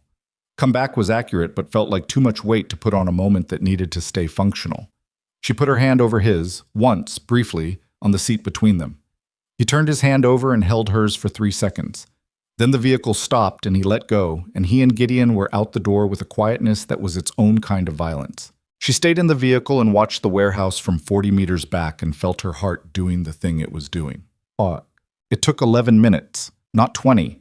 She tracked it by sound mostly, 2 sharp sounds that she identified as controlled and close together, then a longer silence, then voices she couldn't make out, then one more sound from the far side of the building. She watched the loading dock. At the 7-minute mark, one of Gideon's men appeared at the loading dock door and made a specific hand signal at the vehicle. She knew enough of the operational shorthand to understand it. Secure, come forward. She got out of the vehicle. The warehouse interior smelled like cold concrete and old machinery. The lighting was industrial. Overhead fluorescents, 2 of them burned out, the rest throwing a flat white light over a space that had been fitted with the particular Spartan functionality of a temporary operations base. Folding tables. Monitors. 3 satellite phones in a charging row along one wall. A whiteboard covered in organizational diagrams that she was going to spend significant time with shortly. 2 of Sauer's operators were zip-tied on the floor on the far side of the room. She noted their faces without stopping, both late 30s, both with the physical build of men who did physical work, both looking at the floor in the specific way of people who had accepted the current situation. The 3rd operator was not in the room, which she noted and then noted that Gideon's men were accounting for, 3 of them methodically clearing the secondary spaces off the main floor. Roman was standing at the whiteboard. Gideon was standing in front of a man seated in a folding chair. Eric Sauer. She'd built a mental image of Sauer over the last several hours from the limited information available, the name, the role, the 8-month operational campaign that had demonstrated patience and strategic intelligence. She'd pictured someone who looked like the work, precise, controlled. The man in the chair was 55, heavy-set, with close-cropped gray hair and the weathered complexion of someone who spent time outdoors. He had a cut above his left eyebrow that was doing what fresh cuts did under fluorescent light, and his breathing had the quality of a man who'd been moved quickly from one position to another and hadn't fully recovered. But his eyes were steady. That was the thing about Sauer. Everything else about the situation communicated disruption. The chair, the restraints at his wrists, the 2 men on the floor. But his eyes were steady in a way that was too deliberate not to be noticed. He was calculating. "Mr. Sauer," Vivian said. He looked at her, assessed. "The assistant," he said. Same thing Falk had said. Different tone. "You're going to hear that a lot tonight," she said. "You should update your file on me." "Our file on you is current." He said it without inflection. Not a threat, a statement of operational fact, delivered the way you delivered facts in a negotiation. Vivian Harwell, 31, executive assistant, Bureau Holdings, 4 years, resignation letter submitted yesterday evening and subsequently withdrawn. He looked at her steadily. "You found the communication gaps in Reeves's logs." She kept her face exactly in place. "You knew I would." Eventually.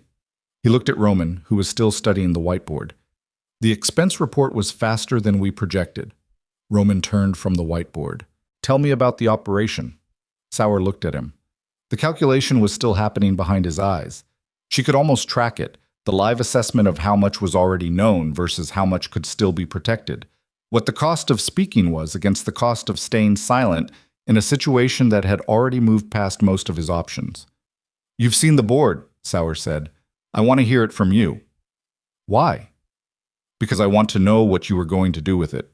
Roman moved a folding chair from against the wall and set it in front of Sauer and sat down, elbows on his knees, looking at him with the quiet, focused attention she'd seen him use in negotiations for 4 years.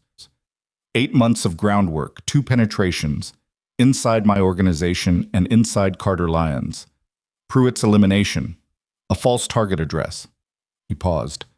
That's a significant investment of resources for an organization that hasn't moved in 3 years. Sauer exhaled through his nose. 3 years, he said. You think we went quiet for 3 years? I think you went quiet enough that we stopped watching the way we should have. That's what 3 years of quiet is for. Something in Sauer's posture shifted, not quite opening up, but the specific change of a man who had moved from calculation into a different register, pride maybe, of the professional variety, the desire to have the work understood. The Northern contract collapse wasn't a loss for us. We let you believe it was. What it was a reset. 3 years to rebuild, restructure, and place assets where they needed to be before we moved. Thomas Reeves was a placement, Vivian said.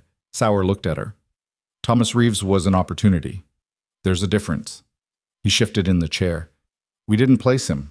We identified him, identified the vulnerability and applied pressure at the right moment. His wife, he paused. That was real. We didn't manufacture his domestic situation. We recognized it when it happened and moved inside the window. And his daughter. Sauer's steady eyes didn't move from her face. Leverage, he said. Flat. Like the word had no particular weight. The word had weight. She didn't let it show. The plan, Roman said, what you were building toward. You've seen the board. Tell me the parts that aren't on the board. A pause. Sauer looked at the whiteboard, at the organizational diagrams, at the two monitors on the folding tables that Gideon was now scrolling through with the methodical attention of a man reading a very complicated document. The goal was never just your operation, Sauer said. He said it like he was making a decision to say it. Your operation and Leanne's together represent the two primary structures in the Northern Illinois network. Two separate penetrations coordinated, designed to feed each other. We let you discover the Thomas situation. We expected you to go to Leanne for help, which you did. Leanne's response goes through Falk. Falk routes it to us. He looked at Roman. Every move you made in response to Thomas became information. Your response pattern, your decision-making under pressure, your assets and contacts, and the specific way you move when you think you have the upper hand. The address you gave Thomas, Vivian said. You wanted us to take it to Leanne, to coordinate a response through Leanne's network, so Falk could see the full plan. You would have told Leanne everything, Sauer said, because you needed his network to move on the address, and Falk would have known every detail of your operational response before you executed it. He looked at Roman. You would have walked into that address with your full tactical picture visible to us, and we would have been waiting. The warehouse was very quiet. What was waiting at the address? Gideon said from behind the monitor. Sauer looked at the floor for a moment. Then he looked up. Does it matter? Yes, Roman said. Another pause. 6 operators. Not 4. 6. He said it without apology. It was designed to be final. The word final sat in the cold air of the warehouse. Vivian looked at the whiteboard. At the diagram of Roman's organization overlaid with Leon's, the two structures mapped side by side with penetration points marked. At the timeline along the bottom, 8 months back to the present, with a date circled at the far right. The circled date was 4 days from now. What happens in 4 days, she said. Sauer looked at the board. Then he looked at her, and for the first time, something in his eyes moved that wasn't calculation. A meeting, he said, between your organization and Leanne's, a formal alliance agreement. He looked at Roman. We knew about it 2 weeks ago when the Leanne meeting was scheduled. We hadn't finalized a formal alliance, Roman said. You were going to. Sauer said it without drama. The Leanne meeting this morning was the setup. Whatever happened in that room was the beginning of an alignment. We knew it was coming because the Western Corridor competition between your networks has been unsustainable for 18 months, and both sides knew it. The alliance was inevitable. He exhaled. A formal meeting between you and Leanne, 4 days from now, with both networks' senior personnel present. Vivian understood before he finished. If both networks are compromised, she said, and you're running both penetrations, and the alliance meeting brings everyone into the same room. One coordinated action, Sauer said quietly. Both organizations, both leadership structures. Roman's face had gone to a place she'd seen it go before, a place that was completely still, a stillness that had nothing to do with calm. He stood up from the folding chair with a deliberateness that was more unsettling than speed would have been. You were going to destroy both networks in a single operation, he said. Consolidation, Sauer said. The Northern Illinois network would have a significant structural vacancy, which boss would fill. Gideon made a sound, not quite a word. She looked at the monitors, at the information Gideon had been reading. The communication logs on those monitors, she said. How far back do they go? 6 months, Gideon said. His voice had a specific quality. Full correspondence with both pipelines, Thomas and Falk. He looked at Roman. It's all here. Everything they sent and received. Everything. 8 months of intelligence in both directions. The complete record of what Boss had known, when they'd known it, and how they'd used it. The full architecture of an operation that had been running while Roman's organization went about its business, and Carter Lyon's organization went about its business, and neither of them had seen it. She looked at Sauer. You said Carter Lyon's network flagged the inquiry activity 3 weeks ago, she said. Lyon told Roman this afternoon. Falk's reaction was to have us photographed. She paused. But if Lyon's network detected unusual inquiry activity, that wasn't Boss probing Roman's communications. That was... She stopped, running it through. Sauer's eyes were on her face. Lyon's network detected Falk, she said slowly. Not Bass. Falk's own communication pattern with Sauer tripped an internal anomaly flag in Lyon's security system 3 weeks ago. And Carter Lyon, not knowing the flag was pointing at his own senior advisor, told Roman about it as a gesture of transparency. She looked at Roman. Carter Lyon accidentally told you the thing that led us here.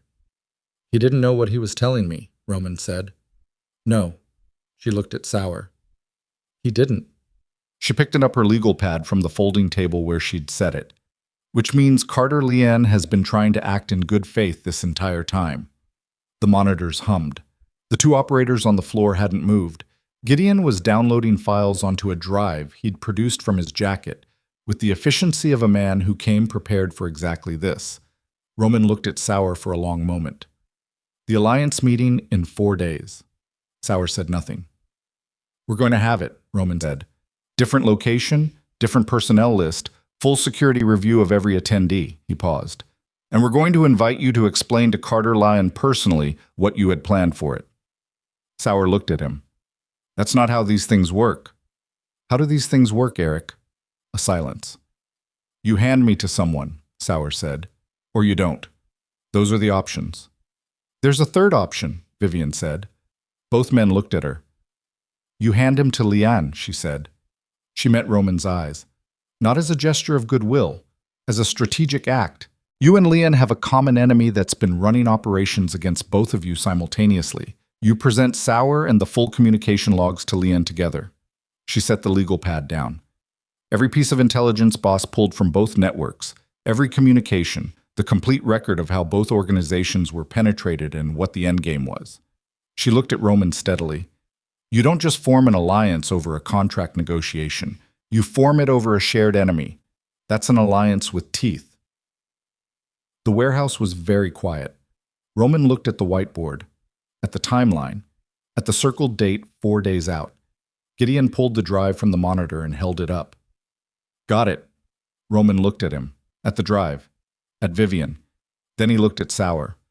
You're going to meet Carter Lyon, he said. Sauer's jaw worked once. Tonight, Roman said. He's going to want answers, and you're going to give them, because the alternative is that I give him the logs and let him draw his own conclusions about what to do with you.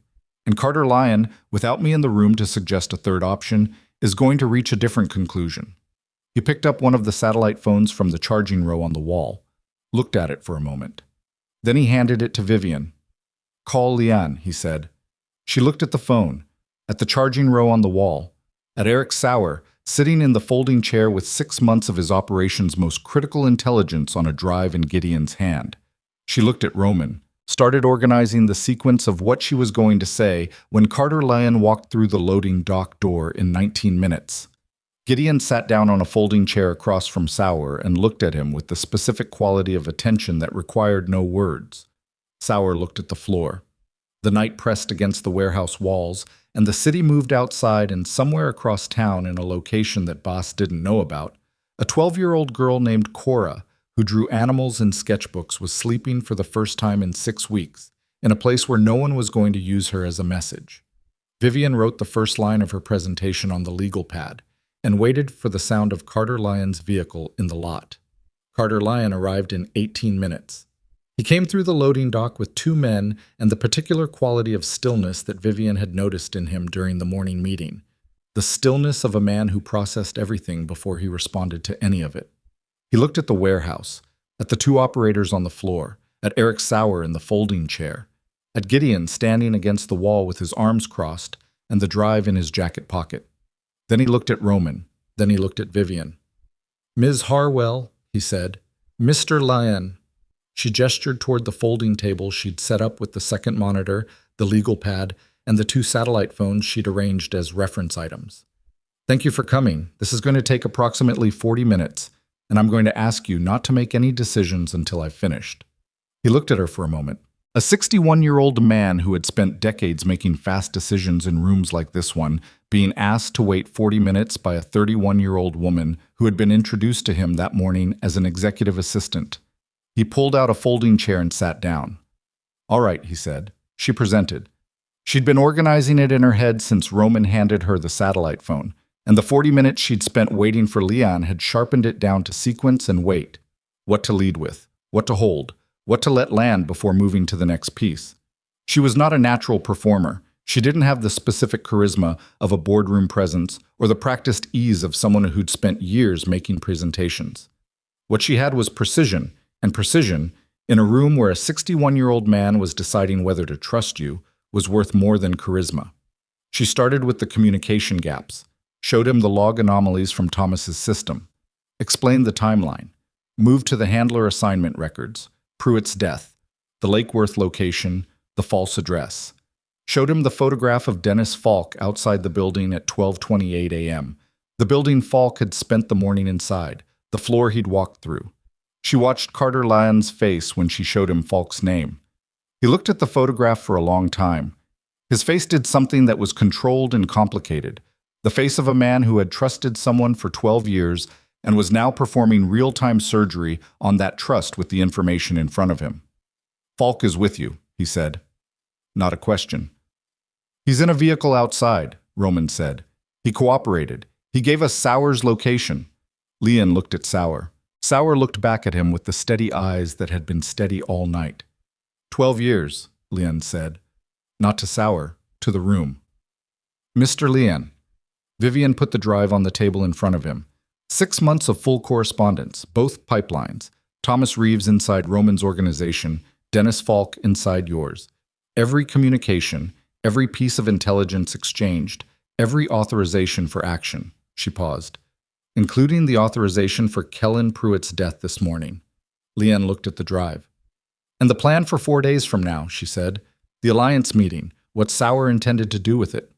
She told him. The warehouse was very quiet while she described it. The consolidated operation, both networks in one room, the structural vacancy that Boss would fill. She kept her voice level and her language precise, and she did not editorialize because Carter Lyon did not need editorializing. He needed information, and he was the kind of man who drew his own conclusions from information and didn't appreciate having conclusions drawn for him. When she finished, Leon sat with his hands flat on his thighs for 45 seconds. Then he looked at Roman. "You could have called me this afternoon," he said, "when you found out about Falk." "Yes," Roman said. "Why didn't you?"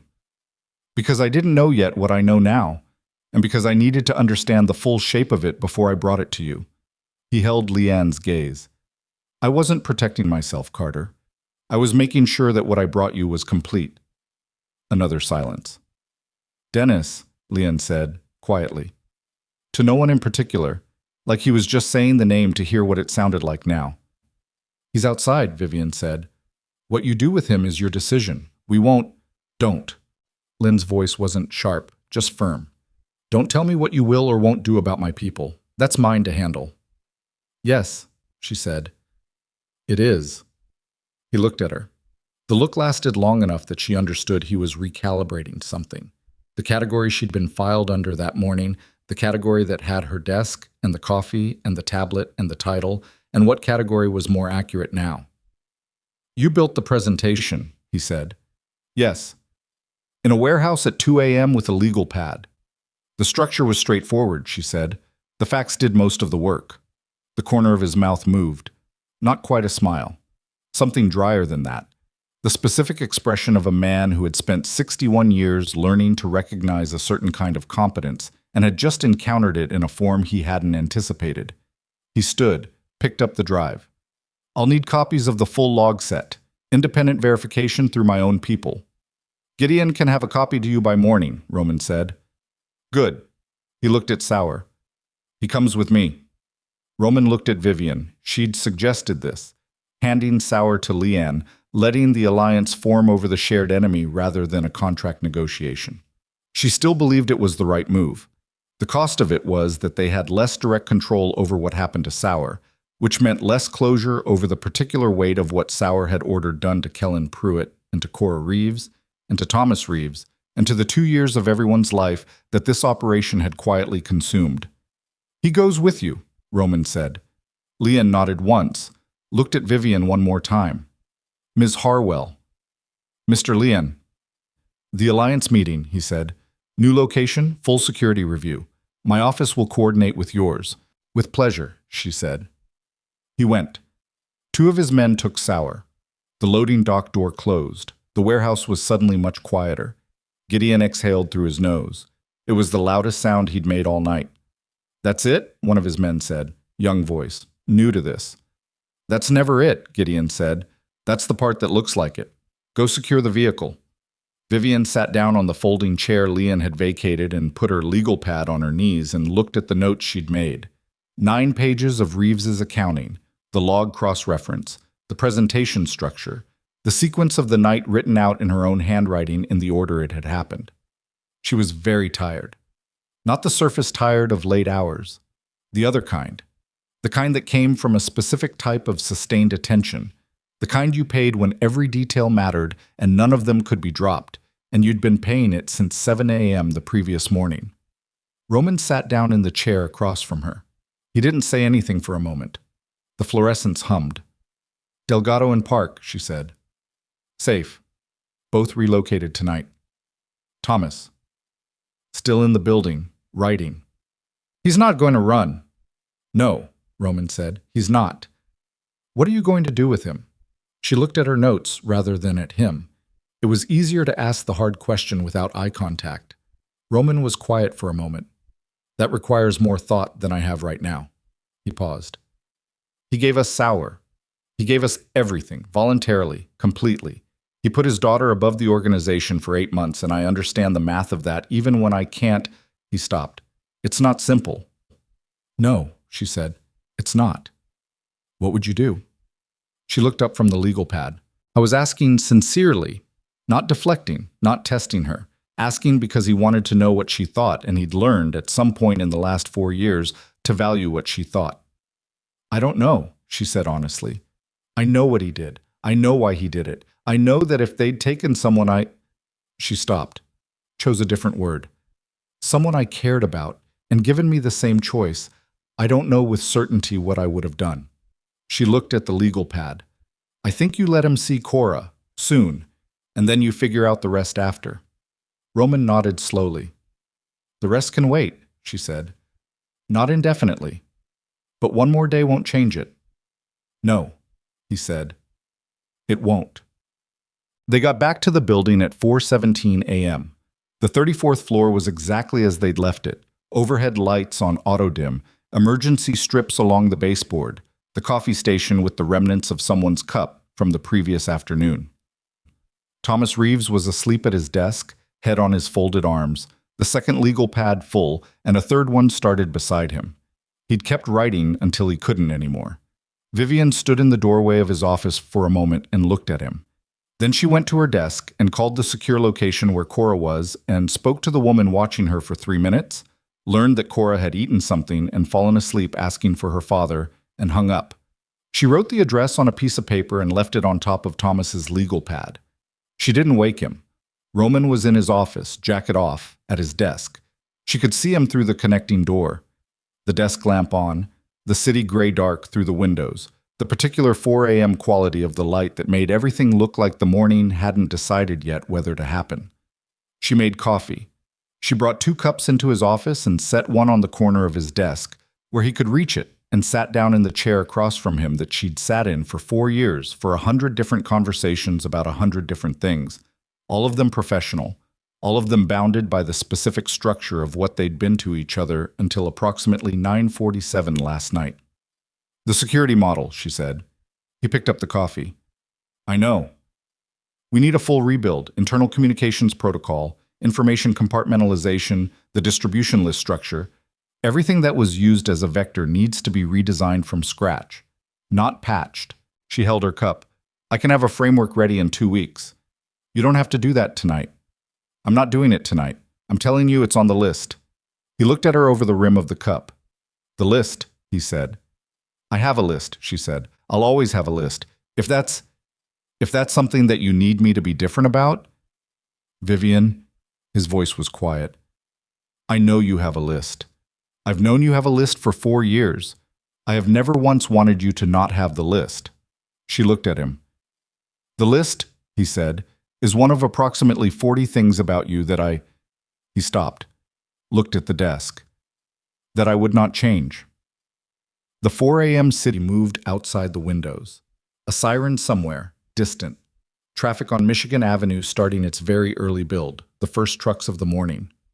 40, she said. "I haven't finished counting." She looked at her coffee, the specific warmth of it in her hands, the way the steam rose in the desk lamp light. "I need to know what this is," she said. Not unkind. Necessary, the way she'd learned to make necessary things.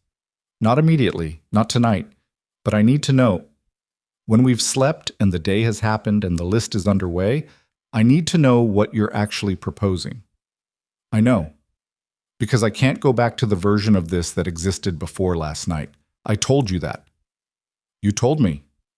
And I meant it." "I know you meant it." He set his cup down. Looked at her with the specific direct quality he had, the looking that didn't deflect or manage or do the thing that most people did in vulnerable moments, which was to look slightly to the side of the thing they were actually looking at. "What I'm proposing is that you stop being my assistant." She was quiet.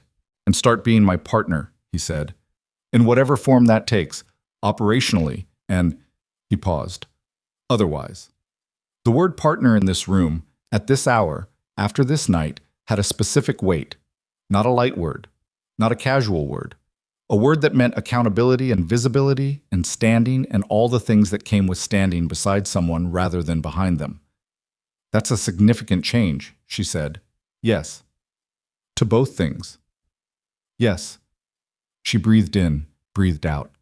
Thought about the 47 rehearsals on the train, the resignation letter in 9 drafts, the resignation letter in strips in the shredder basket, the expense report she'd approved without checking the address, the communication gaps she'd found, the 12-year-old girl who drew animals in sketchbooks, the conference room this morning with Dennis Falk's eyes on the door reflection, the warehouse, the presentation, Carter Lyon's hand reaching for the drive.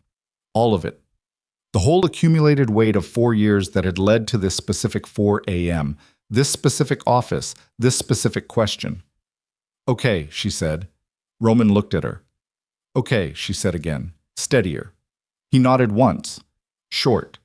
The kind of nod that closed a door and opened a different one simultaneously. They drank their coffee in the 4 a.m. quiet and didn't say anything else for a while, and the city outside kept doing what it did. Thomas Reeves woke at 6:30 to find the address on top of his legal pad. He stared at it for a moment. Vivian's handwriting, which he knew from 4 years of memos and meeting notes, precise and slightly angular, the address of a location in Lincoln Park written in blue pen. He didn't move for almost a minute.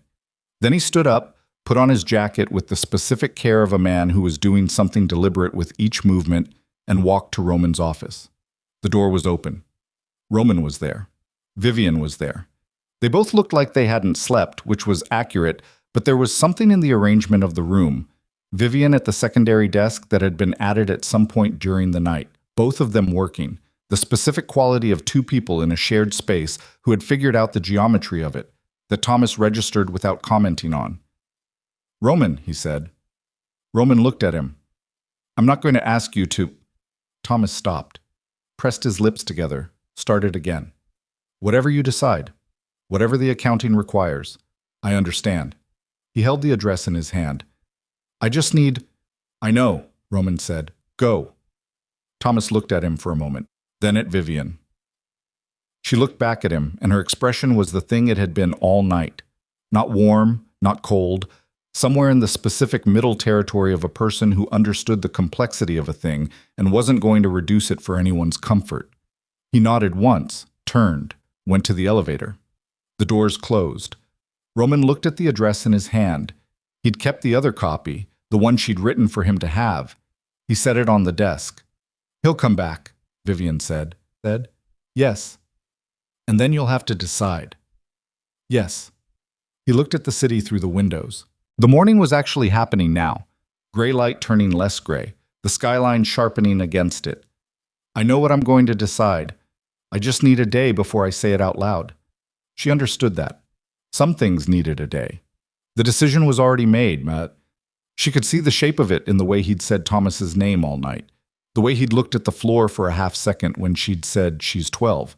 But saying it out loud made it fixed, and fixed things had to be lived with. And sometimes you needed a day between the decision and the living with it. The security rebuild, she said, 2 weeks. I'll need full access to the communications architecture. Thomas, she paused. The specific problem of needing the expertise of the man who had built the compromise system to help rebuild what replaced it. Thomas will need to be involved. He knows where every vulnerability is. He will be involved, Roman said. That's part of the accounting. She nodded, wrote it on the list. 2 weeks later, the Alliance meeting happened. New location, a private conference facility in Evanston that neither organization had used before, vetted by both Gideon's team and Carter Lyon's new security director. The position filled after a conversation between Leanne and Dennis Falk that Lyon had handled privately and that neither Roman nor Vivian had asked about. The outcome of that conversation was evident. Falk was no longer with the Leanne organization, and the new security director had been brought in from outside both networks entirely. The meeting ran 4 hours. Vivian sat at the table, not 2 seats back, not with the tablet, present and largely invisible, which was how she'd operated for 4 years. At the table, with her own chair and her own materials, and her own seat in the specific arrangement of the room that said, "This person is here as a principal, not as support." Carter Lyon had looked at the seating arrangement when he came in. Had looked at Vivian, had looked at Roman, had sat down without saying anything about it, which was its own kind of acknowledgement. The alliance agreement covered 7 operational areas. She'd drafted the framework for 4 of them. Roman had reviewed, revised, added. They'd gone through it twice together, sitting across from each other in the office, with coffee that got cold because the conversation kept moving, arguing over specific language with the particular energy of 2 people who were comfortable enough with each other to argue and confident enough in the outcome to keep going until it was right. The final document was better than either of their first drafts. That was how it worked, she'd discovered. That was the specific geometry of partnership. Not one person's vision executed by the other, but something that came out of the friction between 2 people who both knew what they were doing and weren't willing to defer when they thought the other one was wrong. It was harder than working alone. It was significantly better. At the 2-hour mark, Carter Lyon called a short break. He came to where Vivian was standing at the side of the room with a fresh cup of coffee and stood beside her with his own. "You wrote the Western Corridor section," he said. "Roman wrote the enforcement structure. I wrote the intelligence sharing protocol." "The intelligence sharing protocol is the most important part of the document." "I know," she said. He looked at her, the dry, almost smile from the warehouse. "How long have you been doing this?" 4 years as his assistant. Before the title. She considered. "Longer than 4 years," she said. He nodded slowly. "The Bass operation," he said. "After Sauer, we found 3 additional cells in the north, smaller operations. They were already in place as contingencies if the primary plan failed." She looked at him. "How long to dismantle them?" 2 of them are already done. The third is ongoing." He said ongoing the way you said a word that covered a complicated thing. The structure Sauer built was more extensive than even those logs showed. He'd been planning the consolidation for closer to 5 years, not 3. 5 years. "The Northern contract collapse was the starting gun," Leon said, "not a retreat. He let you believe you'd pushed him out and spent 5 years building around that belief." He looked into his coffee. "I didn't see it. I should have." Neither did we. No. He paused. That's the thing about a patient enemy. They don't look like an enemy while they're waiting. She thought about Thomas, writing on the legal pad for 2 hours and 40 minutes. The 7 months he'd been carrying. The way he'd held Sauer's address for 2 months without knowing exactly what he was going to do with it. Just holding it, because somewhere in him he'd understood that a moment like this one would eventually come. Patient, in the other direction. The cell that's still ongoing, she said. If you need additional resources, I'll be in touch, Leon said. He looked at Roman across the room, who was speaking to one of Leon's operational directors with the quiet, focused attention he brought to every conversation that mattered. He's different, Len said, not critically, observationally. She looked at Roman. Is he? Then he was at the beginning of this. Leon looked at her. You're different too, both of you. He finished his coffee. Whatever happened in that building while all of this was happening, it did something. He set his cup down. I'm not asking what it was. I'm telling you it's visible. She thought about last night's version of that, sitting in Roman's office at 4 a.m. with the coffee and the city and the word partner settling between them. The strips of the resignation letter in the shredder basket. The list on her legal pad with items that would take months to work through. The security rebuild and the Thomas accounting and the alliance framework and 40 things that Roman hadn't finished counting. We've been doing this a long time, she said. It just looked different before. Lien seemed to find that satisfactory. He went back to the table. She went back to the table. 6 weeks after the warehouse, Thomas Reeves returned to the building. Not to his office. To the conference room on the 34th floor, where Roman and Vivian were waiting, which was how Thomas had asked for it. A meeting, formally requested, with both of them present. He looked better than he had. Not well. There was still something around his eyes that would probably be there for a while. The specific mark that certain kinds of sustained fear left on a person. But he'd slept. He'd eaten. Cora was back in school, and he'd been with her every morning when she left, and every afternoon when she returned. And whatever the next chapter of his life looked like, it had that in it. He sat down across from them. Roman spoke first. The accounting, he said. Everything you gave Boss. The 8 months of operational intelligence, the handler identities, the safe locations, the communication logs. He paused. That information is burned.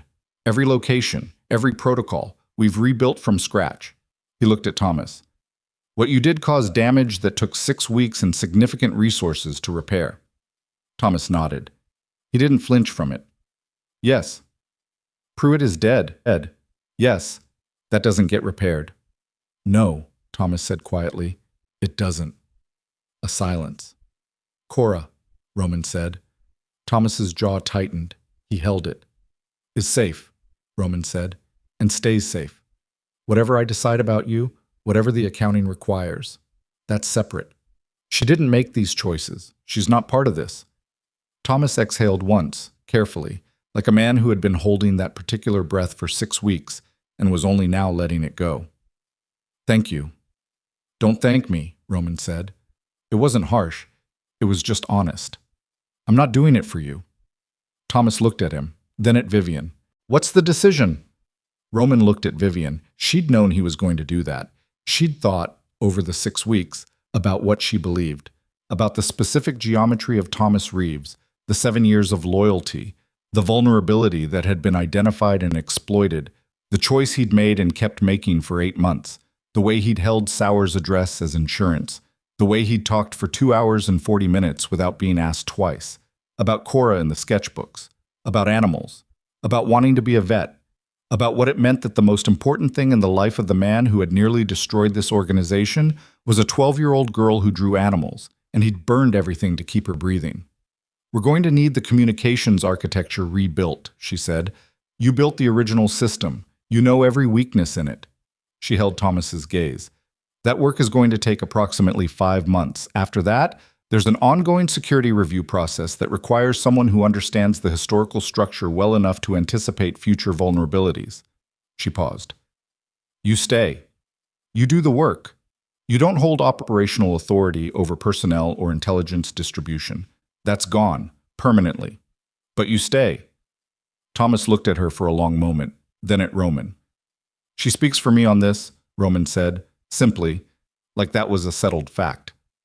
Thomas looked at his hands on the conference table, at the particular arrangement of them, still, deliberate, the way he'd kept them visible in his office 6 weeks ago when Roman had closed the door behind him. "All right," he said. "One more thing," Vivian said, "but Pruitt had a sister in Oak Park. She doesn't know what he did for a living, and she's not going to. But she lost her brother, and she doesn't have—" She stopped. "The organization is going to make sure she's provided for. Anonymously. Permanently." Thomas looked at her. His eyes were doing something that he was controlling carefully. "You don't have to—" "I know," she said. "We're doing it anyway." He nodded, once, short. They let him go. The 34th floor on a Thursday morning, 8 weeks after the night that everything changed. Vivian's desk was in a different position now. Not outside Roman's office, inside the connecting suite, a larger desk, positioned at an angle to his, that allowed them to work simultaneously without being in each other's way. The arrangement had happened organically over the first week, both of them moving things, neither of them making an announcement about what the new arrangement represented. It represented what it represented. She was reviewing the final section of the Intelligence Sharing Protocol Amendment when Roman came in at 8:15 with coffee, which he did now, most mornings. Not all of them. Some mornings she made it, and some mornings he did, and some mornings they both forgot until one of them went to the kitchen and came back with 2 cups, and none of these arrangements had been discussed. He set her cup on her desk and looked at what she was reading. "The amendment," he said. "The language in Section 4 is still soft. Lyon's team is going to push on the enforcement clause, and I want it tighter before they do." "How tight?" "Tight enough that there's no interpretive room." She looked up. "Ambiguity benefits whoever is willing to be more aggressive. I don't want to give them the ambiguity." He looked at the section over her shoulder.